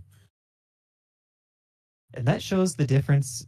The high rated player, of course, doesn't always win, but when you have these sort of 200-point differences, as we're seeing in some of these games, when the stronger player just gets that, let's say, half pawn advantage, or they're able to pose a couple tough questions to their opponent, that tends to be the position where the opponent makes some kind of committal mistake, and then they go down after that with technique. All right, so we have another game that finished Irene and Joan on board number 5. We left it here with e4, and we were thinking that this looked pretty tough to play for black. Yeah. King. So King G7, and then we take, and after Queen to F6. Yeah, this is looking very scary. And was I saying that black was going to hold? No, you were saying what was going to win, I think. And Okay. and I know I said at least what was going to win, and Yes. it looks like I looks like I have a good intuition here. Yeah, and now we're just Yeah. up a pawn, and it's a pass pawn too. Our e pawn is passed, and I'd trade queens here in a heartbeat. There's really Yep. nothing to do, and that's the big issue. G4, yeah, G4 exactly, and there's This is just nothing to great. do. Reroute the knight, reroute the bishop, nothing to do. And white has all the time in the world. Exactly. And we're just taking a journey, and you can't do a lot. You push. Yeah, very, very, very nice. Um, yeah, literally nothing to play for, and that's the big issue here. Black didn't have a plan, like we were saying, and so Black just started moving, and the computer said there was maybe some way to hold it, but it had to be the perfect position to hold it, and that's really hard to find when you're playing these matches, especially since you don't. So when you're finding moves at a higher level, you're not usually calculating one move at a time. You're trying to figure out, what am I going to do in 3 moves, 4 moves, figure out where your pieces are going. And in a position like this, you can't do that. There is no 3 move plan because you can't Yeah. know what your next 3 moves are. It literally 100% depends on what white plays. And then let's say yeah, our plan is just going to go king g7, king f7, king g7, king f7. That's a hard plan to find. Because I was looking at the engine lines, and that was one of the things that I saw there. Uh, Yeah. that's a ridiculous plan. We're not making any progress, and when you're not making progress, you feel like, okay, white's going to come in and kill me. So this is just, like I said, no plan, very hard to play. It's interesting you say that because I was playing a game at the Rochester Open against Natasha Mattis, and I was playing the white pieces. And my position wasn't this good. The eval was actually 0-0. But it felt like one of those positions where only I was pressing and we were in the end game. Mm-hmm. And she had this plan where she just went king h8, king g8, king h8, king g8. And I actually had no breaks. Anything I tried, she would just defend. And I was impressed that she was able to do it because I was hoping that she would, push some pawn to the wrong square or overcommit. But nope, she just sat back and waited. And maybe you're right. Maybe here black just needs to wait and say, Yeah, okay, white, prove something. But once you play f4 and you see e4 on the board, this is where things really kind of started to spiral out of control for black. yeah. So nice game by Irene, and she Should was we the finish the entire game? I think we showed them up to winning position, but I do want to see oh exactly what happened. Yeah, so we come here, trade, trade, trade, take, and then we go f6, king up, and then the last move was king to f3, and then we resigned. And the reason why we resigned is king f3 is an ultra accurate move. It's a fantastic play. The reason why is, let's say we went king g4 right away, because we want to go king g5. This gives black an extra tempo, and we're still winning, absolutely, but now we have to go king g3, and then after king f7, now we actually go like either king h3 or king f3. So she's just being ultra accurate, showing that she really understands what's going on here, and we're gonna push our pawns through. yeah, so that's a great point. So king f3, resignation was here. It's after king e6, here, back, here. There's no g4 still because white's going to take. The black king, if it retreats, what move would you play here to finish black? I would probably go e6 because I see it's pretty clean, but Yeah, I don't think it actually matters. Let's say we go king e8, yeah, king e8. Well, I'm just gonna go f7 check. And right. then king up, I'll go king e. No, I would have gone king to e5, but this also works. Um, Yeah. and then I'm hoping you go king to f8 or something, because then I go king f6, and I'm just mating you. And so This is yeah, this is important to note. If we did not have this mating threat, black goes g4, g3, g2, g1 queen. But since we have mate in one, this is a little bit more important than the pass pawn. and these two pawns in a way protect themselves. So if black runs, we're not worried about king takes pawn because the other one queens. So really all black's king can do is wait. We scoop this up and then we'll go on to support those pawns with our king. Exactly. So in lieu of this, we saw resignation because both players are strong enough to see this continuation. Yeah, very impressive game by Irene. I like that game a lot. I do too. This is a very pretty finish. It looks like we only have 3 more live games to view. One of them with Samrog. I have a feeling Samrog is about to win this. Ah, what happened here? Black is winning now. Wait, so we had f4 was played. You called Yeah, that. f4. I thought that was the most human looking move. b5, f5, bishop h5. Then we saw g4, good, and then takes check, king takes. Oh, King jumped e7 on here. me. Sorry. King h7. Yep. And then king h4. And then king h6, rook c6 check. And after f6, rook c3, I actually think b4 looks pretty good. I don't see why b4 is not just. I might have even said slightly edge for. Well, maybe not an edge, but I don't see why this is not drawing now. Rook g3 is maybe scary. Rook g3, you go g5 though, and then that forces en passant. And then after bishop takes, I don't see how you break. It's scary for black, but yeah, where's the check? There's no way that white can attack the king. Well, I don't even know if it's that scary for black, because let's say you go, I don't know, rook a7 or something. A terrible play, in my opinion. Now you go rook e1, and I don't see you holding the e pawn. So maybe you have to go rook b7 instead of rook a7, because then you're at least making a threat. But I don't know I what you still play do it. here. You rook b4, then rook e8.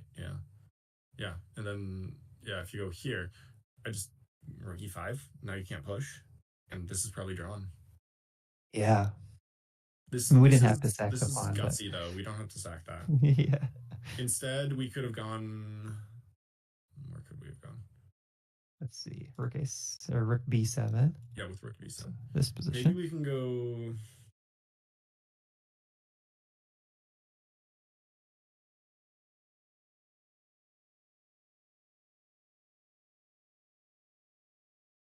I think it's a decent practical try for white. Maybe we can go rook e8 right now. Oh wait, bishop g6. I'm sorry, rook g6. Yeah, and then bishop f7. So there's some tricks still. Okay, there was a move in the tricks. game. Rook g1 was played. Makes sense. 7. Rook f8. And if we look at the clocks, 26 seconds for black. He's been holding on. I think that black is probably still gonna lose this simply because of time, especially against someone so strong. He's gonna find every single trick there is in the position. Which just, if you're a computer, you laugh, you go, oh, this is so easy. But as a human, I'm not laughing. I'm pretty terrified, because if I slip up one move, all of a sudden, white wins. Black is dropping a pawn here, right? So you have to think about that too. From you don't know the eval, and you're just losing your best pawn. Very, very tricky. Very tricky. Samrug's thinking. He might not want to scoop that pawn up right away. Maybe he's watching for rook h. I mean, are there mating ideas? I don't know. With the rook on f8. There can't be any mating ideas. Well, maybe. Okay, actually, maybe there can be. Like, let's hear. I'll show it. If we wanted to do the mating ideas, I think we would have gone to rook h8 right away. Yes. So here's an example. Here, take, king takes or something like bishop that. Takes. Has to be bishop takes. Oh, bishop takes, and then move the king out of the way. So. Oh, really? Okay. Apparently the engine says no. But, oh yeah, because you have rook g3, I missed this. So instead, what you do is probably bishop f3. Bishop f3? No, it says bishop e2, which makes sense. You just hit the rook. Yeah. And then we're ready to move the king with the checkmate. Yeah. So, okay, so you have to think about it at least. Yep. But why is rook takes b5 not automatic now with the rook on f8? I don't know. Maybe he's afraid of something like bishop e8 with tempo, but then you go, I don't know, even rook b3 is probably okay. Oh, yeah, there it is. He takes. Maybe he was just double checking that he's not getting mated. Right, I suppose, yeah. When you see the bishop hitting your rook with tempo, followed by rook h8, you gotta calculate it. Yeah, I think g5 check now makes some sense. Because the thing is, if you can trade your f pawn for your e pawn and then trade your rooks, that is a draw, even if you sack your bishop. Because it's the wrong colored bishop square. So, second the rooks come off, I'm feeling pretty good. Right. So picture this. White has just king, this pawn, and the bishop, and black only has the king. That's a draw. White needs to have this bishop the same color as the queening square. So there is that resource. I'm actually still feeling pretty good as black, but even though I don't know the eval, I would have guessed zeros. Yep, and there's rook takes g3. Yeah, blitzing it out on the board. This is a good time to build up time when it's an easy move like that. So it's good that he's blitzing. And after And I king think it takes rook, maybe rook e8. Try and pressure the pawn. I think it is that wrong colored rook pawn that makes this 0.0. I'd be very curious if that bishop was on a dark square, or somehow, let's say these pawns were all flipped and the bishop Yeah. covered the queening square. Would that be an advantage for white? Yeah, that could, I mean, I think that would make it a completely different story. At that point, then you can't trade. So I think it would be a win then. Um, Yeah. hmm. Yeah, this is I think the move I would have played, and we're gonna see king f4. It's the most practical shot for winning. But then after rook e5, I don't see the play. You want to stick with this one or look at the Kyler game? It looks like Let's look one at the player Kyler is game. okay. Yeah, because this one is gonna go on for a while.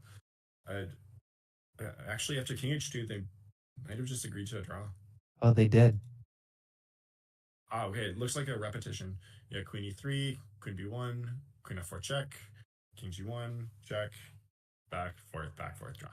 Okay, All right. and this is I think a good result for black because I really thought that white was going to win with that rook h4 idea earlier. So the fact that they survived this was very good. I think with the help Yeah, of the right engine, before rook f1, move 27, rook f1. I think yes, you need rook yeah, h4. yeah. We had the help of the engine, but I would be curious if Kyler saw this idea of rook takes h7 and if knight f7 was the reason he didn't play it. Yeah, knight f7 is the move I would have looked at. I'm greedy though.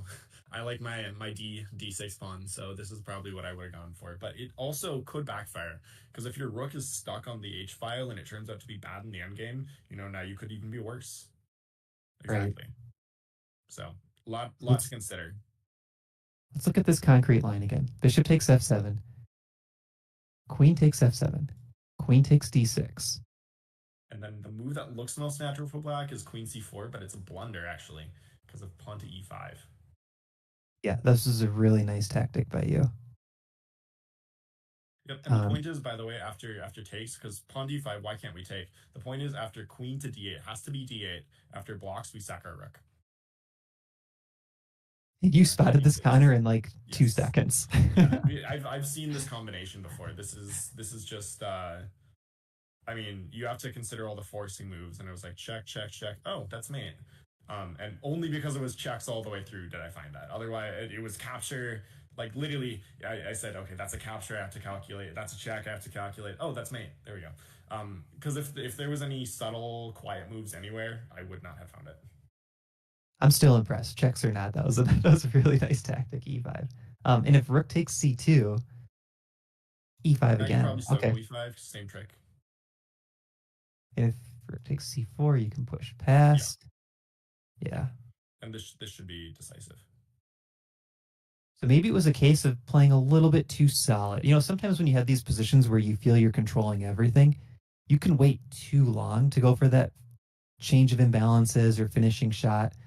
That's probably what happened here. He didn't go for that killer blow, retreated his rook, and then it never like the killer shot never presented itself after that.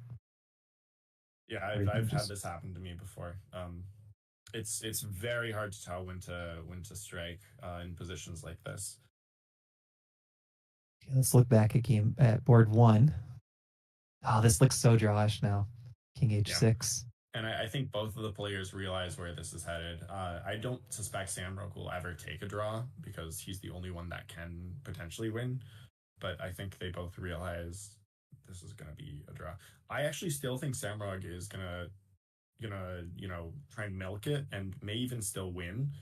Uh, my thoughts that it's gonna be a draw though are shrinking very quickly because I don't. You can't trade the bishops. Otherwise, This was it's a just a nice, theoretical endgame.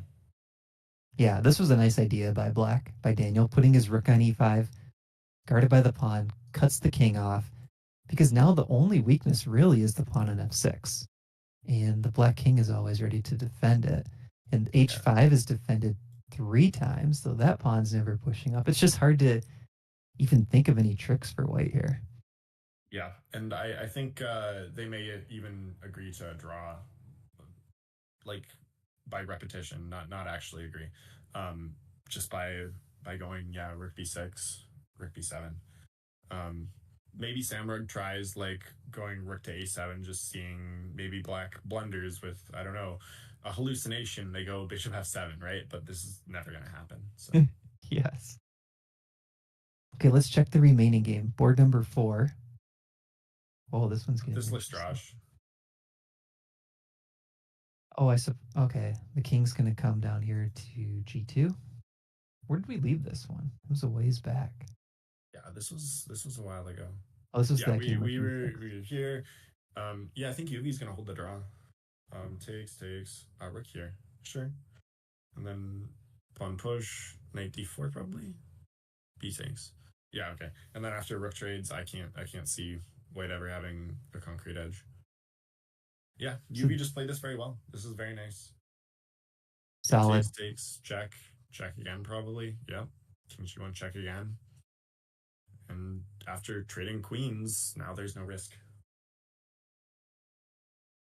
Yeah, this was a high level game by both sides. No, Yeah, no big mistakes. yeah, Yuvi showed up today, and was playing some really really good chess. I mean, it still is tricky. Just to be clear, Yuvi might even win because we have the pass pawn, and maybe the king can box out the knight.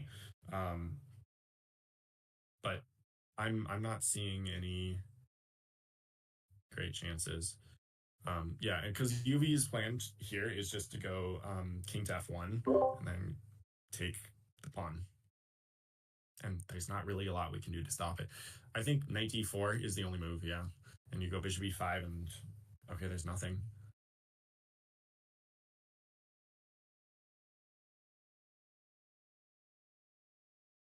Sounds good. So here, yeah, bishop e5. I think we're headed to a quick draw. c7 takes king e3. King e3. Although let's note bishop e4, I believe would be losing.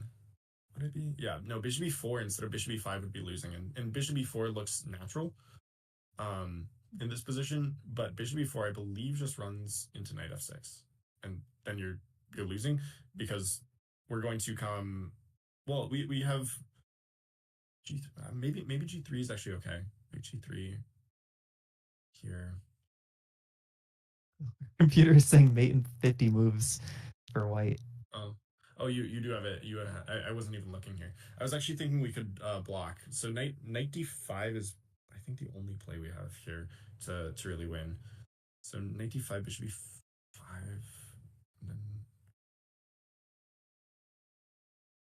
and then we can actually go c7. Yeah, and then this is winning. Okay. Yeah, I was actually thinking we could block with the knight, but I don't think we can block. And knight h3 then. Brutal. Yeah, very nice. Nice idea. So it takes the king all of these moves to attack the pawn. You can put the knight back. Then all those moves to get back, you put the knight back. Yep. And this king will get closer. So as these games are wrapping up, we want to mention our sponsor one more time, chessgoals.com. That's my website along with Jesse Buss, and we have simple chess courses for club level players. A lot of our repertoires for opening courses are 100 lines or less. They all have a 30-day, no questions asked, money back guarantee. So if you try a course, you don't like it, you can get a refund. And most of our courses, Connor, they either have a free quick start course or they have free chapters. So you can go try them out for free, no risk, see if you like them. So that's I have to take a chessgoals. look. Yeah, Connor. Next time we do a Like I stream, said, maybe I'll out prepare you with one of your own openings. We'll see. I like it.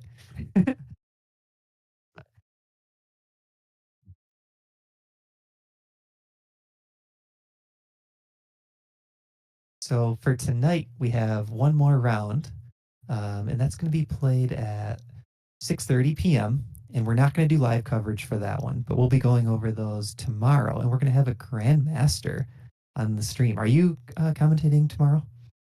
I am not. I believe Chris is commentating tomorrow. Okay, so we'll have Chris and a grandmaster. That's going to be really cool. Do we want to follow board one to its conclusion, or do we think we know what's going to happen? We can watch for maybe a few more minutes, but I don't think there's going to be anything special.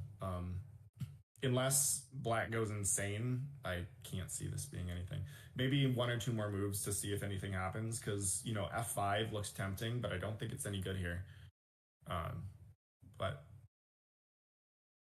yeah, of course it's White's move, so they're gonna go like I don't even know. Yeah, There's really no move. That's the issue. Like maybe King D3. Yeah, okay, check. King H6 or King H5 both work. The hard thing is, I liked having the white rook behind the black king in the sense of trying to make a mating net. Just in a general end game, you put the rook behind the king, you can kind of bring him towards you. But there was nothing to check the king with. No Exactly. pawns, no extra pieces. Yeah, and I've I have a feeling there's just not going to be anything. This just unless like Samberg can get water from stone, this is not happening. Yes. And black So is actually up on time now. If you look at the clocks, 1:48 to yeah, because I 19 think seconds. Samrog is taking his time, just seeing is there anything, because it really does feel like White should have chances, but there's just none, and that's I think a really fantastic game, because there's like a 300 point difference between them, I believe, in rating. So this is even though it's a draw, it's an upset. So Samrog is probably not too thrilled about this. And I checked the numbers, 407-point difference, if I'm doing the math correctly. 24:56 to 20:49, playing the black pieces under pressure. And That's Daniel, almost like equivalent to an international master drawing Magnus, just to be clear. So oh, this is a very impressive performance. Incredibly impressive to hold a draw against such a skilled player. Now, of course, there's still moves left to be played, so Samurg might work some miracle. But it looks like Samurg's time ran out, which means that I can almost guarantee you they already agreed to a draw. Samurg is not going to be losing on time, and if he did, that would be probably the win of the year. Just a 400-point differential, but I have a feeling there's been a draw agreed there. yeah, I think you're right. And it looks like we do have a draw on that other board, king and knight Yeah. against king. So that Yeah, one, so very impressive by UV as well, against a very strong player. This one actually UV's 2000, so this is almost a 300-point differential. Was it, or is it 200? right around 200, 2190 to 1991. Yep. Okay. Yeah, so 200, but still two very impressive results. So we have one, two, three upsets. It looks like very impressive by all the players at the club. Honestly, especially the win on board, I think it was 5. Yeah, on board 5. The win on board 5 was very impressive with the white pieces. 2300 versus 2000, a 300-point winning upset, which is just incredible. But yeah, what a fantastic game. All of them, honestly. Yeah, I think the wins we saw were all super clean and impressive wins. Just going Yes. across the board. Andrew's win, he was just in a little bit of heat, seeing that G4, H4 pawn, handled it no problem. Irene's win, just straight masterpiece, like controlling all the space, pushing ahead, got the win. Nate Hoover got his chance and he took it. And then Jordan had a really nice attacking game. And the Joseph against Joseph game, that one was pretty nice too. But it was an early resignation. So we didn't quite get to see what would happen. But Yeah, but I mean, White is clearly better here, and because they're the stronger player, the lower rated player decided, you know what, I think they can convert, which is maybe true, but maybe a little premature. But I also don't blame them. so yeah, really fun doing commentary with you, Connor. A lot of good games. I'm excited to follow the games tonight and tomorrow, see how things wrap up. Do you have any final thoughts before we end today's stream? Yeah, I'm excited to see the next rounds too. Of course, we're not going to be commentating, but like we mentioned earlier, we're going to have a grandmaster on tomorrow. which will be very exciting. He's going to be helping out commentating with Chris Weber, and hopefully we'll have some really high quality commentary because the this commentator is stronger than the entire field and would likely win the entire tournament. So it's always fun hearing the thoughts of someone so strong. And we'd appreciate it if you guys watching give us a subscription, thumbs up, let your friends know about the YouTube channel, the Chess Castle channel. Thanks everyone for watching, and I think we'll wrap it up there and hopefully see you all tomorrow.